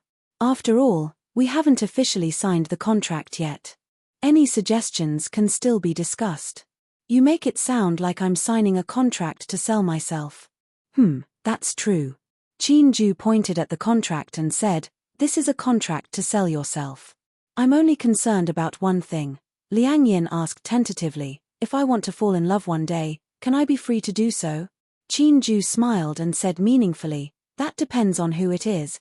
Looks like it's really an overbearing contract. You don't even have the basic freedom to fall in love." Qin Ju snorted. "So, it's not too late for you to back out now." Liang Yin pursed her lips and smiled, but she didn't say anything. Instead, she grabbed the pen and signed her name directly. At the same time, she pressed her thumbprint. Qin Ju suddenly asked, "Why do you want to enter this industry?" Liang Yin raised her head and looked at him seriously. She answered honestly, "I just want to become a better woman." Only by becoming better could she be a match for him. She couldn't muster up the courage to confess because she felt that she didn't have the confidence to be in a relationship with such a good man. Only when they were on the same level could their relationship last longer. Liang Yin felt that she wasn't good enough, so she wanted to work hard to become better. "I'm done signing." Qin Ju saw that she was done signing and took the contract over. He stamped the official seal and signed his name. A few of the higher-ups lowered their heads and looked down. They kept sizing up Qin Ju and Liang Yin. At first, when they heard that Qin Ju was going to make a comeback and manage an artist again, they were puzzled. After all, with Qin Ju's current qualifications, it wouldn't be an exaggeration to say that he was highly respected in Huanyu. As an honorary director of Huanyu, he didn't need to manage an artist personally. However, when Qin Ju mentioned that he wanted to sign Liang Yin, they were puzzled. What kind of artist would make Qin Ju want to manage her personally? Hence, they wanted to see what kind of newcomer would make Qin Ju personally come. In the end, looking at it, it seemed like it was not as shocking as they had imagined. In this industry, there were many stunning beauties. Huanyu's #1 actress, Yun Shusha, was considered to be in a semi-retired state. However, with her beautiful looks and heaven-defying acting skills, it was still difficult for anyone to shake her position. However, after Yun Shusha, the female artistes were indeed lacking in stamina. Huanyu's higher-ups also wanted to groom a few more female celebrities as Yun Shusha's successors. Liang Yin was indeed a good choice. But it wasn't enough to make Qin Ju personally bring her over. Therefore, some people suspected that there must be something going on. However, Qin Ju would never sleep with an actress, so there was definitely no relationship between the two of them. Could it be Qin Ju is interested in Liang Yin? Or was it some special relationship? They couldn't figure it out. Qin Ju stood up and said, "All right, it's getting late, let's have a meal together." The group immediately agreed with a smile. Chapter 3981. During the dinner, Qin Ju and Liang Yin finalized a few matters. Before the official announcement of her debut, the packaging team proposed a plan to create hype. Qin Ju specifically asked for Liang Yin's opinion. After all, as a newcomer and inexperienced, it would be difficult for her to raise the price when she took on scripts and activities in the future. Although Liang Yin's acting skills were good and her acting skills were good, Qin Ju had also roughly scanned through the scenes that she edited. Her acting skills were indeed on point and she was very intelligent and talented. This point was really commendable. It showed that she had good qualifications and her future potential was limitless. But in this industry, There were a lot of talented people and there was never a lack of talent in acting. Under this premise, she had to make a name for herself before she could get attention. Only by getting attention could Liang Yin's acting skills and potential be discovered by the audience. Fame in the entertainment industry needed something to talk about. Only with something to talk about would there be exposure. In such a messy industry, exposure was what they really needed to work on. The packaging team proposed to create hype about Liang Yin and Hua Jin's relationship. At first, Qin Ju did not agree. However, creating hype about a relationship was a tried and tested method. In the entertainment industry, there were not only contractual couples but also contractual couples. As the name implied, they were together for benefits. On the surface, they pretended to be a loving couple, but in reality, they were having their own private affairs. The public relations team repeatedly promised that they would not create any scandals that were too outrageous. Only then did Qin Ju relent and let the team come up with a proposal. After he read it and found that there were no problems, they would talk about the next step. Before her debut, Qin Ju had also finalized a training schedule for Liang Yin. Dancing and singing were the two areas that she would focus on. If Liang Yin could be groomed into an all-round artist, that would be the best. In addition, her ability to react on the spot and her acting skills were also part of the training. For this, Qin Ju specially contacted a famous academic professor to guide Liang Yin. At that time, Liang Yin found out that the professor that Qin Ju contacted for her cost a lot of money per lesson. It was 6 figures per lesson. She was stunned. 6 figures. What kind of concept was that? It was said that the professor was Li Chengde, an honorary professor of Beijing Film Academy. He had groomed 3 best actors and 2 best actresses. In the industry, he was definitely well respected. Many A-list celebrities were in awe of him. Moreover, he was also a consultant for many movies. If it weren't for Qin Ju's face, even if it was hundreds of thousands per class, he might not have taken a fancy to Liang Yin. There were so many talented newcomers, and not everyone could catch his eye. After finalizing the itinerary, Liang Yin's life began to get busy. She began to travel between the set, the company, and the film academy. She had met Li Zhengde once and performed a set of scenes from the literary film Years Like Water. Li Zhengde was a little surprised when he saw it, but he was not very satisfied. Her acting wasn't bad, but there were a lot of details that were lacking. He thought that Liang Yin was a science student, so he was very strict with her. Seeing that she even had problems with the basic positioning, Li Zhengde criticized her severely. Liang Yin gritted her teeth and accepted it. She did not say anything. She was not a science student. She felt that since it was a class, it would not be bad to be strict. In the end, he was scolded badly by the end of the class. Chapter 3982. This Li Zhengde is too fierce. Every time they returned to the hotel, Liang Yin would start complaining. She knew that Li Zhengde was an excellent mentor. The stricter he was, the better it would be for her. However, Li Zhengde's expectations of her were too high. She had already tried her best, but he was always able to pick out the smallest mistakes in her performance. People aren't born to be good at acting. You're lucky to have such a good mentor like Li Zhengde to help you hone your acting skills. What about me? Hey! At this point, Liang Yin couldn't help but be curious. Didn't Qin Ju hire a mentor to teach you acting? It's not like my previous manager was Qin Ju. Otherwise, I wouldn't have been able to enjoy such treatment. Hua Jin paused and continued, when I first started, when I wasn't famous, my company wasn't willing to spend so much money on me. The vast majority of companies would rather spend money on plastic surgery for their artists than hire a good teacher. After all, it's fine as long as I'm good-looking. Later on, when I became famous and transferred to Huanyu, I didn't have the spare time to receive acting coaching. When Liang Yin heard this, she couldn't help but be suspicious. Have you had plastic surgery before? No. I didn't say that I have. Liang Yin felt that it was unbelievable. She couldn't help but reach out to touch his facial features. Then, she reached out and pinched Hua Jin's nose hard. Ah, it hurts. Hua Jin was in so much pain that he wanted to slap her hand away. Liang Yin tried to pinch his chin again. Yes, it was solid. It was obviously not hyaluronic acid.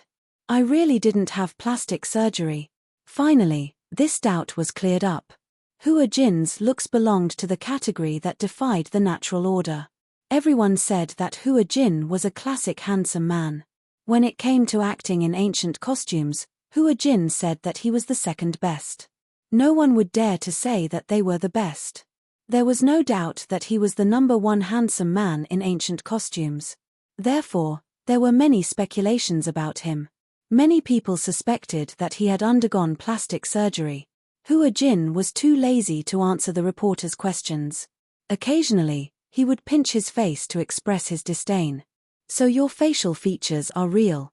Liang Yin had always suspected that he had undergone plastic surgery. After all, there were often celebrities in this industry who had undergone plastic surgery. It wasn't unreasonable for her to be so suspicious. Hua Jin glanced at her. I even suspected that you had plastic surgery. What kind of world is this now?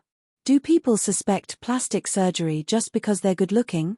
Because that's the trend now. There are too many people who have undergone plastic surgery. That's true. However, I don't know why plastic surgery is becoming more and more popular now, but why do so many people who have plastic surgery look like monsters who came out of the abortion line? As Liang Yin spoke, she felt a little puzzled. Say, in the past, when plastic surgery was first developed, those who underwent plastic surgery were more natural and exquisite. Now that I look at it, they all have the same face. They had a snake-like face, cheeks that seemed to have been shaved by a knife, a chin that looked like a shoehorn, large eyes, and a high nose. Liang Yin didn't reject plastic surgery.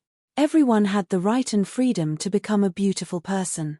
However, wouldn't it be creepy if they all had the same face?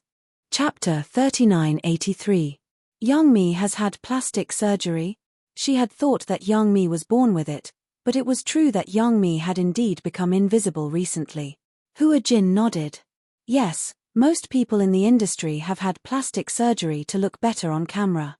I think her lips look a little unnatural, but if you don't look closely, there's nothing wrong with them. Hua Jin began to reveal, her lips have had surgery to make them pouty. She even had a smile at the corner of her mouth. Her dimples were also done through surgery. Liang Yin was speechless. Then, she started to gossip. Has Yun Shusha had plastic surgery before? What do you think? I think she's very pretty and her facial features are very natural. It doesn't look like she's gone under the knife. Most importantly, I feel that her temperament is really good. She's a goddess. Of course, Shusha is a natural beauty. For some reason, when Liang Yin praised Yun Shusha, Hua Jin was especially pleased. He was even happier than when she praised himself. I've seen her in The Green Apple. Although at that time, teen films were always criticized, this movie between her and Jiyu Xingze is simply a classic teen film. I don't think anyone can surpass it. Hua Jin said, a good script, a good cast, good post-production, good publicity and the audience's support. All these factors combined to make this movie a success. Her acting is more natural and there's no feeling of pretense. It's easy to get into her role. When she cries, I can even feel her real heartache. Just like Yang Mi's crying scene, it feels like she's moaning for no reason. There were many scenes where I felt that she couldn't cry and just squeezed out a few tears to appease the audience. Ha ha ha. Hua Jin couldn't stop laughing. Actually, I don't hate Young Mi, but I don't like her either. But as you said, I still have to prove her innocence. What? In the past, Young Mi's acting skills were very good. After all, she was an acting student and was also Shuku's favorite student. When she first debuted, her acting skills were still very good. Later on, perhaps because there were too many fillers on her face, her expression became more stiff. Moreover, her mac is filled with hyaluronic acid. Her crying and laughing are not very natural and look fake. It's not because of her acting skills. If that's the case, then I've wronged her. She sighed. The female celebrities from the previous generation are the ones who are truly peerless. That's the filter of that era. It's blurry and hazy, and the facial lines aren't very deep. If we were to use high-definition cameras to take pictures, the pimples and acne would all be exposed. As he spoke, Hua Jin continued, however, I pay more attention to temperament. I think that in terms of temperament, no one can compare to our shusha. Good, good. Your shusha is the most beautiful and has the best temperament. That's the truth. The two of them chatted in the room and even finished memorizing the script. Perhaps it was too boring. The two of them started gossiping and only went to bed when it was very late. Li Zhangda's class was held once a week. Qin Ju obviously spent a lot of money on Liang Yin. One class cost 100,000 yuan. It was said that Qin Ju was a big shot and gave her a friendly discount. Chapter 3984. Initially, Li Zhangda was moved by Qin Ju's sincerity. Later on, he really felt that Liang Yin was a good seedling, so he taught her seriously. During the 5th period, Liang Yin thought that she would have to spend another period in Li Zhangda's bubble. She did not expect Li Zhangda to praise her for the first time. You acted well. Li Zhangda gave such a comment. When Liang Yin heard it, she was instantly overjoyed. Don't underestimate these words. Coming from Li Zhangda's mouth, it was a huge compliment. But don't be too smug. Li Zhangda muttered, young people, don't get complacent just because of a little praise. Keep your cool and think about the details. It's rare for you to praise me. Can't you let me be happy for a while? Liang Yin said coquettishly. After a few classes, she left a good impression in front of Li Zhangda. Li Zhangda also gradually liked this humble student. She did not hold back and gave everything she had. The profession of acting is actually derived from dramas. In the past, when there were no dramas or movies, a stage was set up. A few people dressed in clothes would sing and dance on it, and the audience would be entertained.